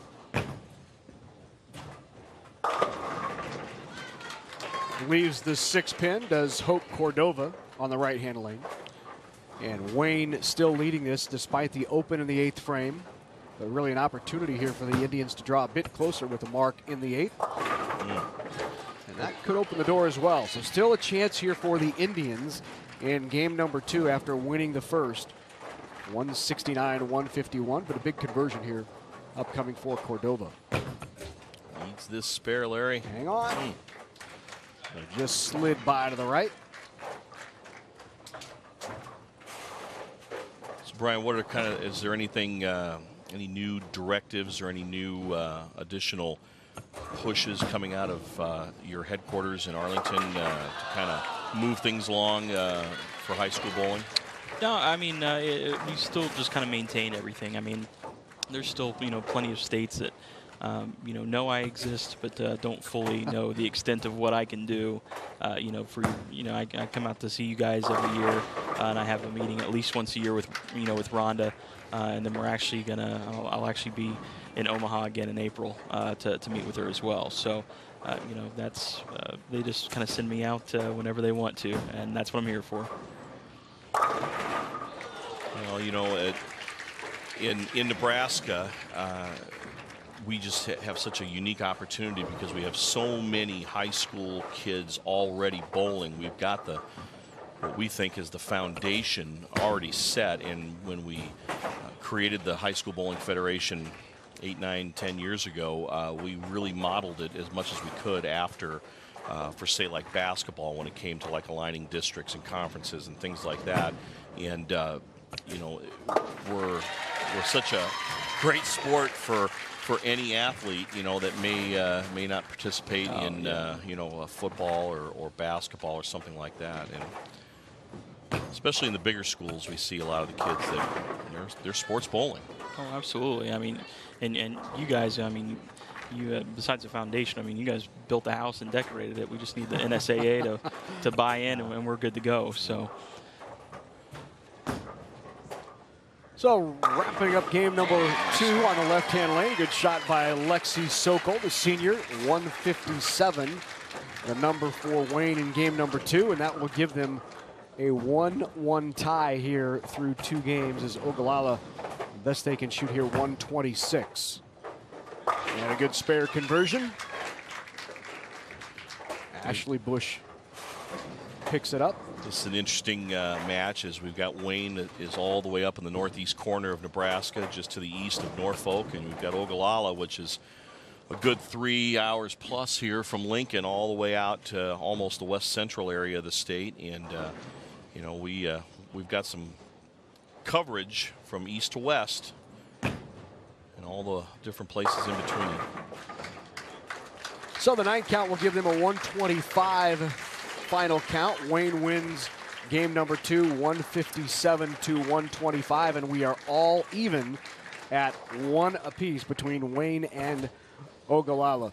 So Brian, final thoughts on you know, things that folks at home can do and how they can get involved if they want to see, you know, bowling continue to grow in the state. yeah, absolutely. You know, the best thing is, you know, all these kids that are participating and their parents, you know, talk to your schools, talk to your principals, you know, talk to your athletic directors. You know, all your kids are the ones who are participating, and, you know, a fantastic strike thrown right there. You know, these are the kids that they're in their schools that are having a good time, having positive experiences. You know, we just need to, you know, make sure that the NSAA recognizes that and supports these kids that are already in their schools working hard. That is the USBC Director of High School Bowling in the United States, Brian English. Brian, thanks so much for joining us. We really appreciate it. Absolutely. Thank you for having me, guys. So a terrific strike there by Tabitha Belt of Wayne. And Wayne on the board. Ogallala also on the board early, too, with the strike. So both teams coming out firing here in game number 3, all even at a game apiece. And you can see some smiles on their faces now. The girls are starting to relax a little bit, free up their arm swing, not clinch the ball so tight, just trying to just relax and keep the ball in play, which that means around the head pin. Hopefully get some lucky breaks. If you touch that head pin, possibly send it to the wall for a spare. Open frame in the second for Wayne. Opens the door a bit here for Ashley Bush to convert and take the lead. 2-4-5. She'll go straight at it. And that's going to be left of target, though, Larry. So both teams strike in the first and both open in the second frame. So up now on the left-hand lane, Caitlin McAllister. She's been effective. She had a couple of strikes, and McAllister leaves the sleeper there. And you know, Larry, here's an interesting thing that I've seen over bowling in time. There was a period of time, maybe 10 years ago, and it was interesting having Brian here because Brian pretty much handles youth bowling or high school bowling here in the United States. But there are organizations all over the world, the World 10-Pin Bowling Association, the FIQ, which stands for the Federal...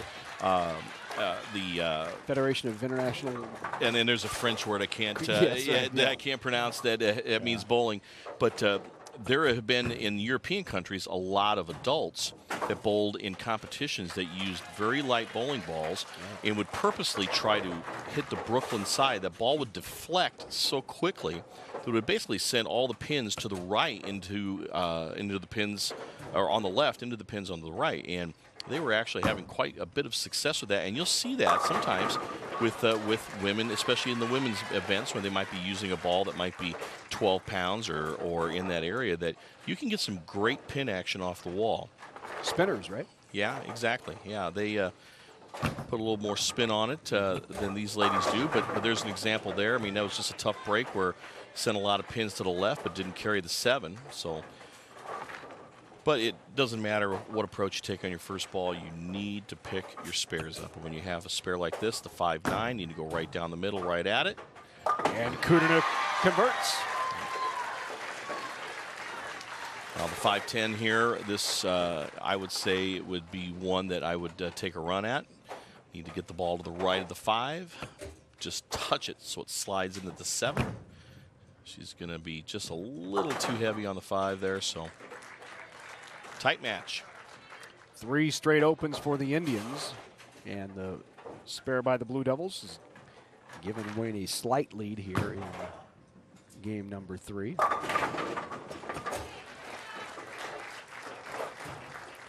Tabitha Belt with the shot there, the junior.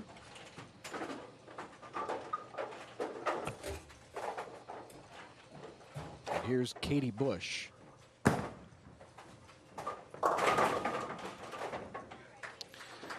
Well, and you know, that's just, you've got to be around the head pin. That ball's going to pretty much go right where you throw it, and she has been left of target quite a bit. Still struggling with the amount of lane conditioner on the lane, so girls just need to get that ball right in the head pin area. Let the ball do the work. You need to carry through the head pin here. Tough break. So through 5, the 2 teams will switch sides with Wayne on top 61-46, and you see 4 consecutive opens by Ogallala, and that so many times, Steve, we've seen is just the key to winning a state championship is converting your spares. Yeah, well, Wayne with 3 opens is the only reason they're staying in the hunt here. And that was a good shot, just a tough break. So now on the right lane, here's Lexi Sokol. She struck right out of the gate in match number 1. Be a chance to get back on top. Sokol crosses over.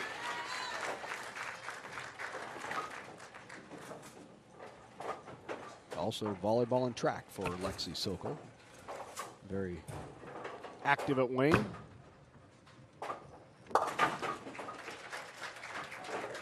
Bush gave it a run. See, that would allow the smaller schools in Nebraska. A lot of multi-sport athletes, which is good. I've always been an advocate of that. And a good cover. So the senior, Lexi Sokol, with an important spare conversion, and extends that lead now to about 15 pins, and that is unfortunate for Hope Cordova.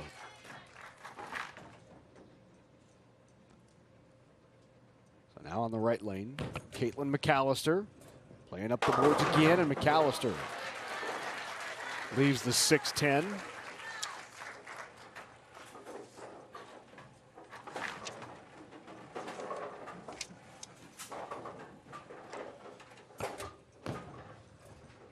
Hurt on that gutter ball. A spare would be nice, but Brittany Heidemann on the left lane. I just spoke earlier. Flip-flop to Brittany teams. Heidemann, yep.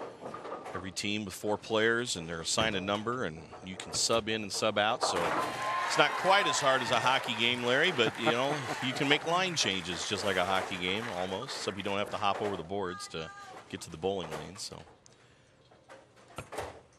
well, Ogallala to really have a chance to capitalize here and get back in this really needs a mark, and they're just not leaving themselves anything really makeable. On a string of 6 straight open frames, so and they look very strong in that previous game. Kuderna for Wayne, right down the middle, and the strike. Kuderna gets 10. She's heading to Iowa Western next year, veterinary technology. In her senior year at Wayne. That's not going to quite get back, and the string of open frames continues and is now at 7 for Ogallala.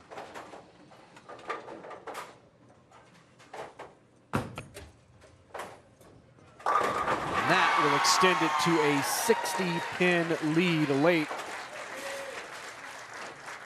129 is the best that Ogallala can shoot, and Wayne just needs a good pin count to get there. Must strike here. And she does. So keeps hope alive. Well, it's already a done deal here, pretty much, Larry. Possible 189 for Wayne.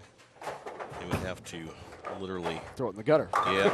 And that didn't happen. That's going to be plenty right there. That's going to put them in the 150s, potentially, with a spare. Possible 168, actually. And it's going to be good for Ogallala to kind of finish strong here. Right. Just like Wayne did last game. Last game, the Wayne girls came off, only cut that large lead Ogallala had in half, really, and only ended up losing by around 15 or 18 pins, somewhere around there. And so you want to walk off the approach feeling good, feeling that you're lined up.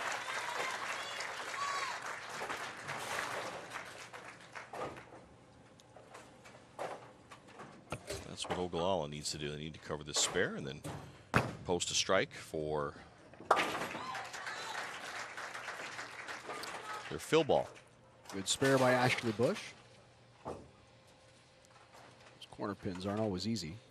No, but you know what? She kind of fades the ball from left to right. She goes very hard and straight, so it's not a I would say she would have as good a chance of picking up corner pins as anyone that would throw a large hook, you know, a right to left hook. But if you watch Ashley throw the ball here, she kind of has that little bit of a left to right fade. It's called a backup ball, but she just kind of fades it gently left to right, and that's a good way to end. So, you know, I'm encouraged if I'm the coach of Ogallala that we, even though we're down 2-1, we're ready to forget it and move on. It was Ogallala coming out of the gates quickly and early, taking a 1-game-to-none lead, but the last two have gone the way of the Blue Devils. They lead it 2-1. You know, in March, the best high school basketball teams in the state compete for 6 different class state championships, and we'll have it all on NET. NSAA State Girls High School Basketball Championships begin March 7th, and the boys March 14th. So back-to-back weekends on NET, State High School Boys and Girls Basketball Championships. All of the action, again, on NET. Should just say it's sponsored by Larry Putney. You'll be seeing his mug for 2 weeks straight on the... More than that. Well, the point of promotions is to get people to tune in, and when you say things like that, it doesn't help. So, thank you. Yeah.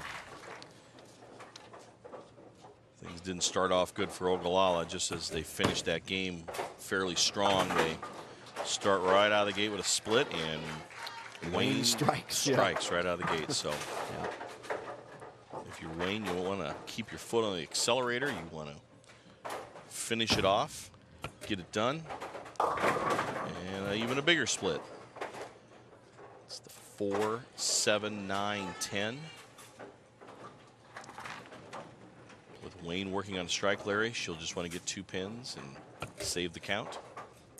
You know, so many times in this sport, Steve, we see that it takes an opportunity to get there before you can win it. The experience of being in the arena, the experience of the lights and the pressure of this moment, having been there a couple of times, really helps. And Wayne, you know, this is their third trip in 4 years into the state championship. They've won 2, looking for their 3rd title in 4 years. So this is a team and a program that has been here, expects to be here. They started the year with this goal in mind. Yeah, Dusty Baker has been around for all those championships and knows how to win and works with the kids. And I will also say that maybe even in a smaller community like Wayne, although Wayne's not a terribly small community, and neither is Ogallala, but maybe like in our Class D match we had before with our prior match.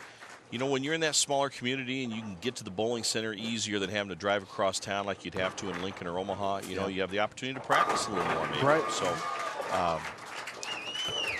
take advantage of that. It has to feel good to Ogallala to post back-to-back marks, striking a spare. So they have right now about a 12-pin lead going into the 4th frame.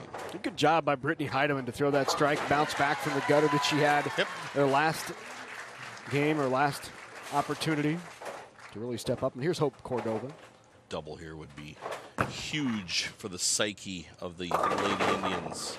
Rattled it around, but doesn't get the 5-pin to fall. So Cordova with an opportunity at the spare. And on the right-hand lane, Kuderna. Kuderna struck her last time up. They say she's kind of a striking machine when she gets on a roll, and she does, back-to-back. She is a strike shooter and very streaky is the word from the coaches. Hopefully with the strikes. That's right. You need to make this spare if you're Ogallala, and right in the face there, so. There's still a 2-pin lead for Ogallala. Double here will propel Wayne into the lead. Tabitha Belt. And you saw her earlier, Larry, missing the pocket on the left. She's another bowler that fades the ball from left to right, misses the pocket on the left. And, you know, you just, when you do that, you over adjust a little bit. She misses the pin on the right. Whoa. Another opportunity, rattling the rack and not getting the carry is Katie Bush. Needs to slide. So that will hurt from a pin count perspective on a strike. Spare here will give Ogallala a 9-pin lead. With the spare working. Could turn that into 19. Yes. Oh, just slides by. Big opportunity there for the Indians. So they will switch sides here in the 5th frame. And we'll take a look at the score through 5. Neither team clean. Wayne with a couple of opens, as well as Ogallala. Indians leading it by 8, 76-68 through 5. So here is Lexi Sokol. Sokol crosses over and gets the carry. And Sokol has been really effective on both sides. It's almost like she plays both sides of the pocket. Hey, they all look the same on the old score sheet there, Larry. Don't ask how, just how many. And the answer for Bush to that question is 10 in the pit.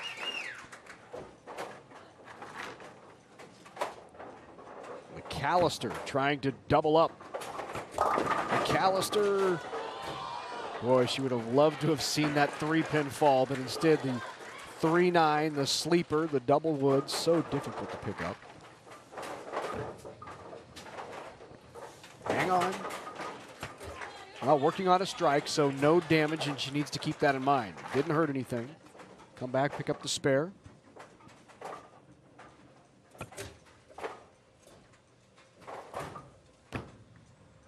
Got to hit it straight on, Larry, to carry both pins. Oh, she did.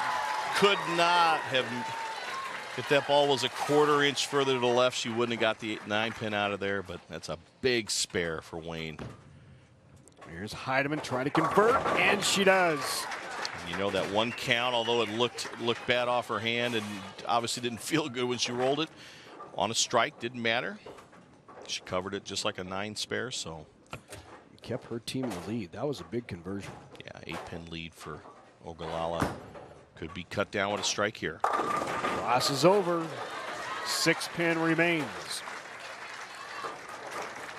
So both of these teams getting near the end here in game number 4. Wayne with a win wins a state championship. Ogallala looking to push it to a 5th, and a big shot by Hope Cordova.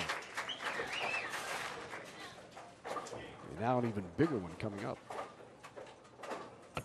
Needs this to stay close. Cross lane at the 6-pin. Great well done. cover.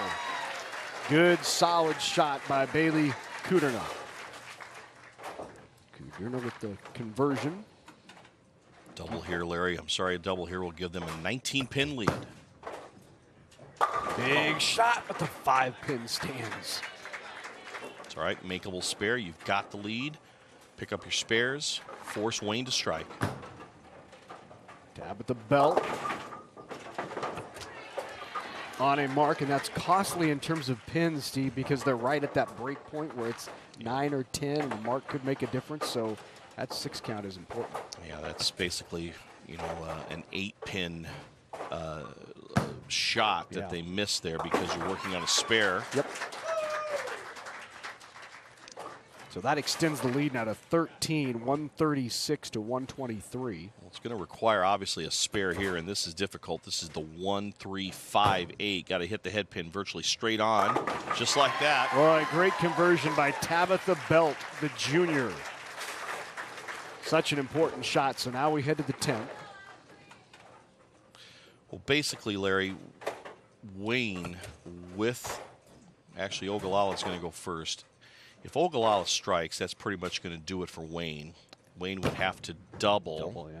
Oh. Rattles it around, 3-pin left. So an opportunity here, but it's going to have to be Lexi Sokol with a strike. Must strike situation right here for Sokol. If Ogallala makes the spare and no strike here, we're going to game 5. That's got a chance. And she does. Big shot by Sokol. Steps up. And now a really important conversion here for Ashley Bush. Oh, no. Still going to require a strike here, though. Because that's going to finish 164. Yeah, the 9 count was very important, Larry. The 9 count was key because that meant that Sokol must strike here to give Wayne a chance to win a championship. State championship ball right here. She pulled it. Crosses over. Oh. The 5 goes, the 10 remains, and we are headed to a 5th and deciding match. 163, the best Wayne can have, 164 for Ogallala.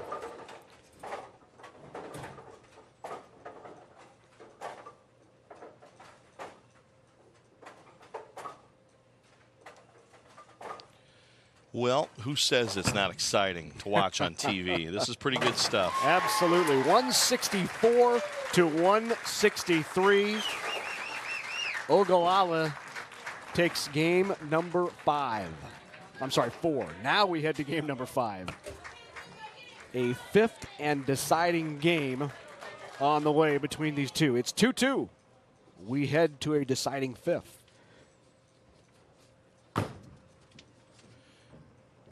Good time for you to connect with us on Facebook or Twitter. You can add a comment, catch up on the latest Nebraska sports information. Just be sure to like NET Sports and Big Red Wrap Up and join the conversation on Facebook. As we are in the deciding 5th, and every shot must feel so important to these players right now. Well, imagine how these ladies from Ogallala feel. This is the first time the school has ever been represented in the arena finals here for the state championship, and might be a case here where the girls take the trophy home before the boys. Another tough spare for Wayne, but another conversion for Tabitha. She's had 2 conversions now of some really tough spares that kept her team in the game. So you're at a point now, Larry, where you've got to stay clean. And staying clean in bowling, as we've said before, is picking your spares up and getting your strikes. So right there, that automatically will put Wayne in the lead by 11 pins right out of the gate. It just tightens you up a little bit, right? Puts a little more pressure on. You don't want to look back in bowling. You want to play offense, offense, offense. But good defense, though, is picking spares up. So I just have this feeling that this one's going to go down to the 9th and 10th frames, like our last one did.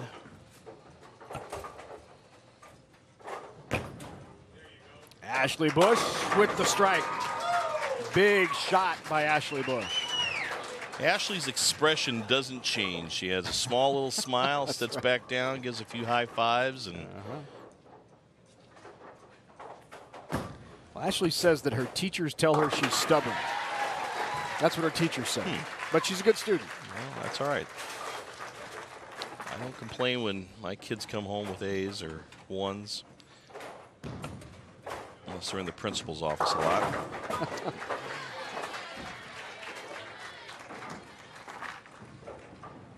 Well, if I'm Wayne, I'm encouraged with back-to-back spares. I want to keep the ball in play just like that and see good things happen.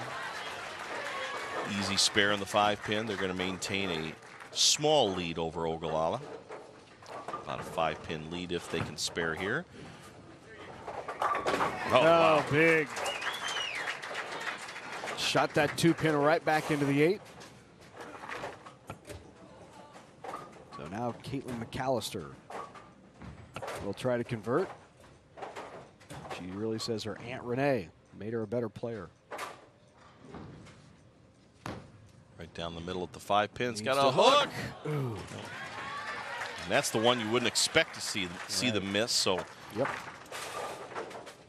Strike here will give Ogallala a 4-pin lead. With a strike working, could be as much as 14. Another tough spare.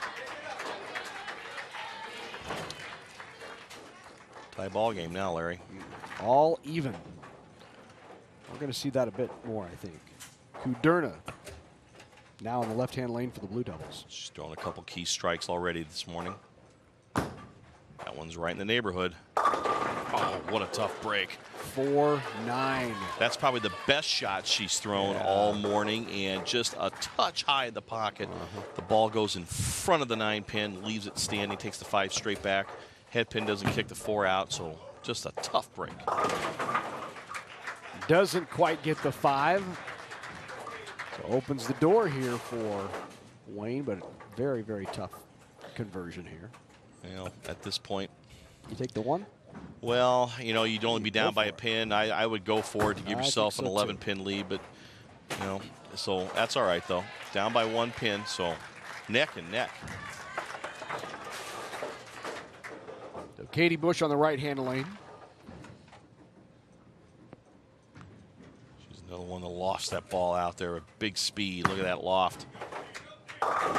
Got him to fall. Squashed the rack. Like a bulldozer. Just went right into the nose and shoved everything in the pit. Right. Let's see if Tabitha now, she's either been on one side or the other of the head pin. That's a good shot, Larry. Oh, in the pocket, just a little high, but makeable spare.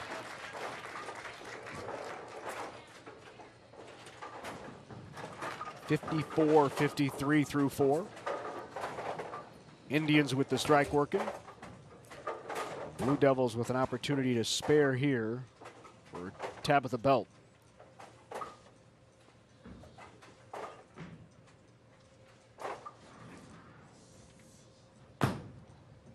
It's got to hurry to get across lane, and does. Important spare there for the Blue Devils to keep it even as we switch sides for after the 5th frame. Hey, remind you, there's more Nebraska High School Bowling Federation Championships coming up next weekend on NAT Sports. Nebraska's best high school boys compete next Sunday beginning at 8 a.m. Central on NAT1. You can check it out on the web too at natnebraska.org/sports or just download our NAT app. But that's next Sunday, 8 a.m. It's the boys' turn. It's March Madness, Larry. It is March Madness. It has begun.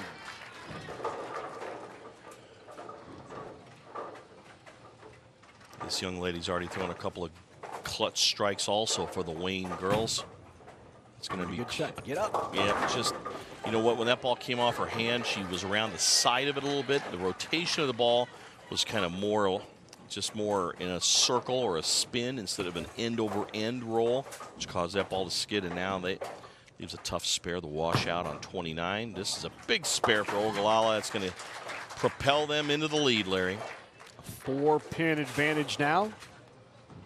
Due to the count, and now a very important spare opportunity on the washout. Got to pick this up, Larry. She needs to go for it. Needs to get the ball to the left of the head pin, slide it into the 2 and the oh, almost. Just about 2 inches too much of the head pin. About 12 or 13 pin lead now for Ogallala, depending upon count. Big shot for Brittany Heidemann. Just keeping it around the head pin right now with that lead. See the deep breath by McAllister. Understanding what's on the line here. McAllister. Looked like that 5 was going to kick back in there, didn't it? Well, 14 pin lead actually for Ogallala, but spares have made and broke both teams, and Ogallala continues to win, or to win the spare game, I guess is what I was going to say. Must spare shot here for Wayne, and it's going to be left to target, but no, hangs on. She missed the 5-pin earlier, but it was a clutch spare there. Bailey Kuderna. I'm sorry, Hope Cordova here. Right down the middle. keeping the ball in play. Oh, boy. Faded at the end there, missed the head pin to the right, and now is the chance for Bailey Kuderna here to put her team back in front with a strike here.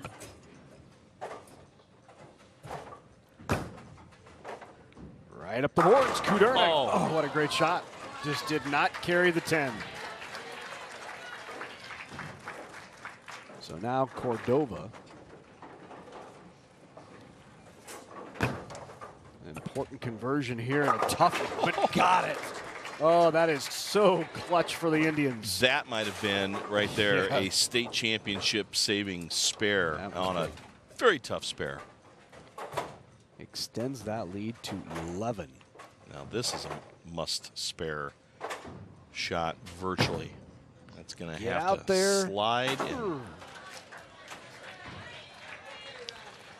Well, Larry, Ogallala is going to be in front by about 16 pins with any count here in the 9th frame. Working on that spare. Katie Bush got it. Oh, what a big shot by Katie Bush. 22 pin lead with just a frame to go. If anybody has needed to strike more right now, it is Wayne with this shot. Oh, wow. So close. Slapped that 4 into the 5, but it didn't get it. Well, another strike here, Larry, will virtually sew it up for Ogallala. They'll be state champions with a strike here. Ashley Bush. Oh, that changes things a little bit. Well, it still makes, it's a must make here on lane 28. This is a must spare for Tabitha Belt. That's going to be good enough. Good cover by Tabitha Belt, and at least gives Lexi Sokol, I believe, an opportunity here. If we figure it up quickly, 27, 157 possibility. 40, well, a tie. Count you're right. Count is extremely important here. So she needs to get one. She needs to get one pin here, and she's not going to get any. Oh, that's big. So 155, Lexi Sokol in a position once again where if she strikes out, she can win a state championship for her team. Doesn't get any bigger than this. She must strike here. It's going to be high, Larry. It's not going to do it. And Ogallala will come in and win its first ever state championship. How about that? Brand new team coming into the, I mean, not brand new. They've been around with a program, but I don't know if the ladies have added the scores up yet. So, but yeah, that is just tough. You know, Wayne came out so strong, and Ogallala hung in there, picked their spares up to keep it close, going cross lane at the split here, and not going to be enough. So that will do it, 155 to 132 in game number 5. And hugs all around for the Indians as Ogallala wins its first ever state high school bowling championship. We'll get the medal and trophy presentations when we come back at Sun Valley Lanes.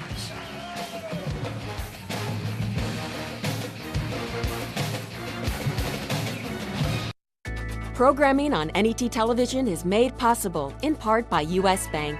U.S. Bank knows the importance of giving back.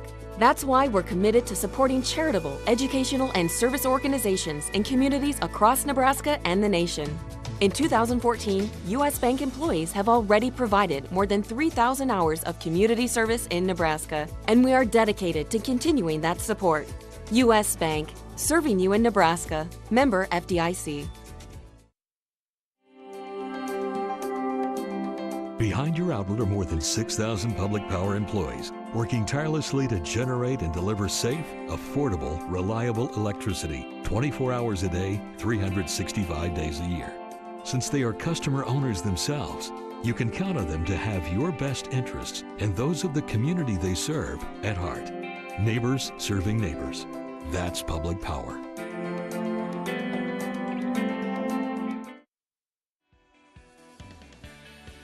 Funding for the NHSBF state championships was provided by the Lincoln Bowling Association through grants from the Alan and Marcia Bear Foundation and the Nebraska High School Bowling Federation. reminding you that more than 1,000 high school students compete statewide in varsity bowling.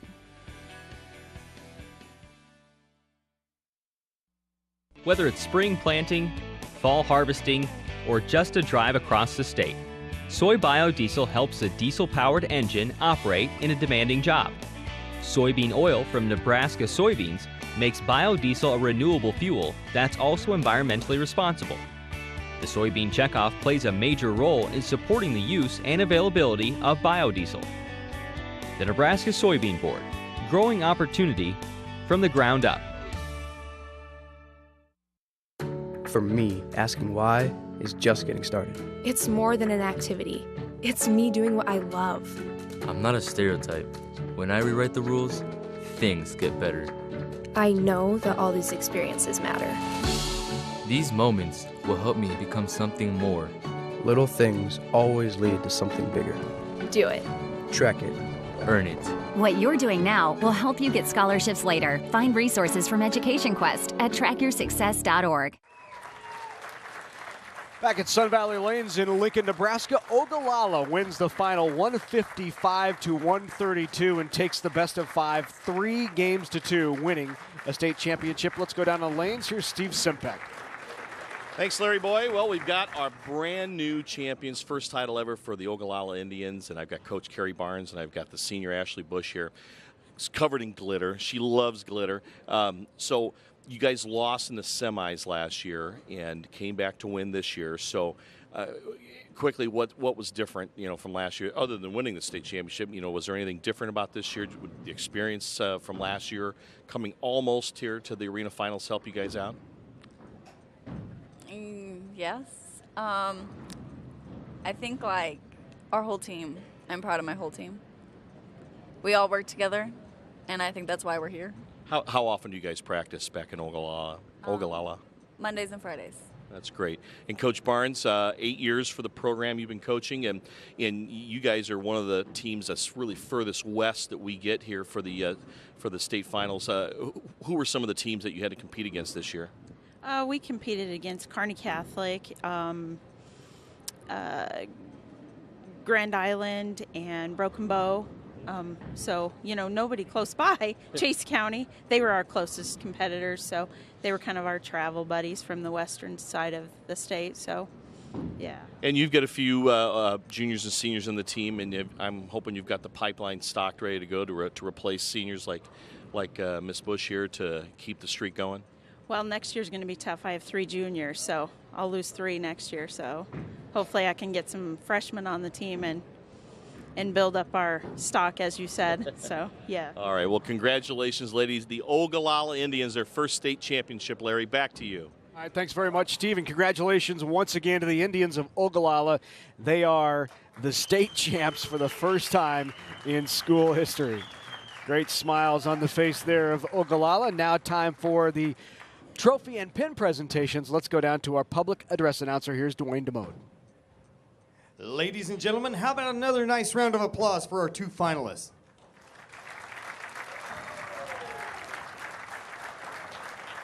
And now for your awards presentation. Your Class C girls runner-up, the Wayne Blue Devils. Coaches, head coach Dusty Baker, assistant coach Dylan Whelan.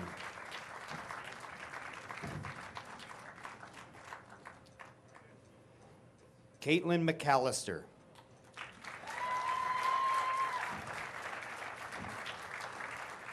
Tabitha Belt.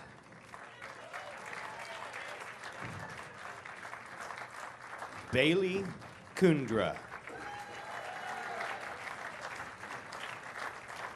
Lexi Sokol.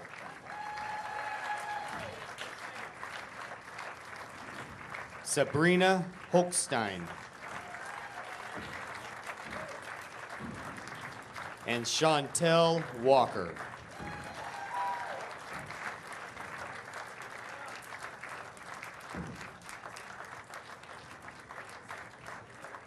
And ladies, here's your runner-up trophy.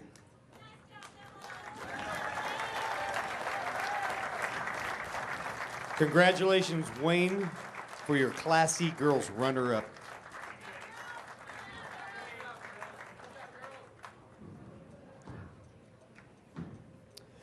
Now, here's your 2014-2015 Class C Girls State Champions, the Ogallala Indians.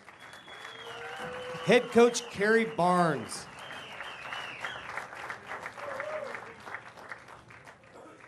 Hope Cordova.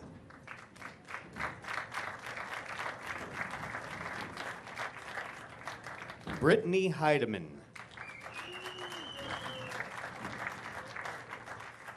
Katie Bush. Ashley Bush.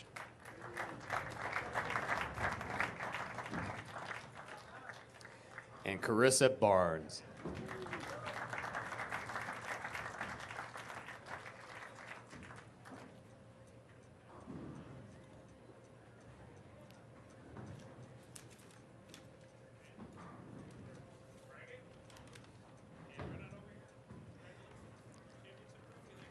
Congratulations, ladies. Here's your championship 2014-15 Class C Girls Championship Trophy.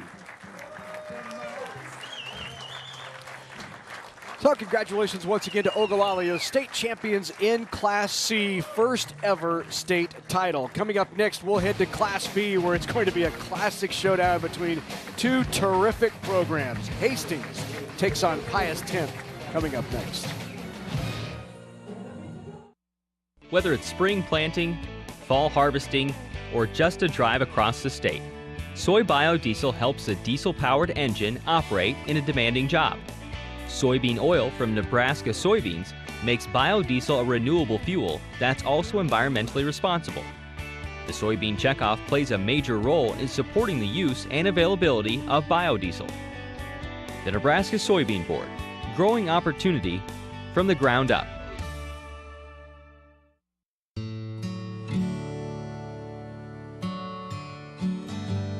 If you stay long enough, if you put yourself in the right place, your head, heart, and soul align, everything slows down. And even though you're on vacation, for the first time and you can't remember when, you feel at home. Wouldn't that be nice?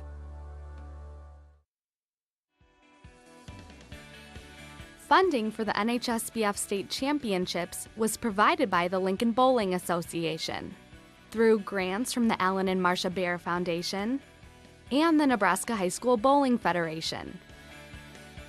Reminding you that more than 1,000 high school students compete statewide in varsity bowling. Tom Kelly's Pro Shop is your home for bowling supplies. Established in 1980, the shop offers 45 different shoe styles, including the complete line of Brunswick, thousands of balls, and over 200 different styles of bags. A father and son team with experience in drilling since 1958 use customized hand measuring and the latest equipment to provide you with the right fit. You can walk in, find everything you need, and go bowling the same day. Tom Kelly's Pro Shop, located in Omaha and Norfolk. We've got this really interesting designer scene.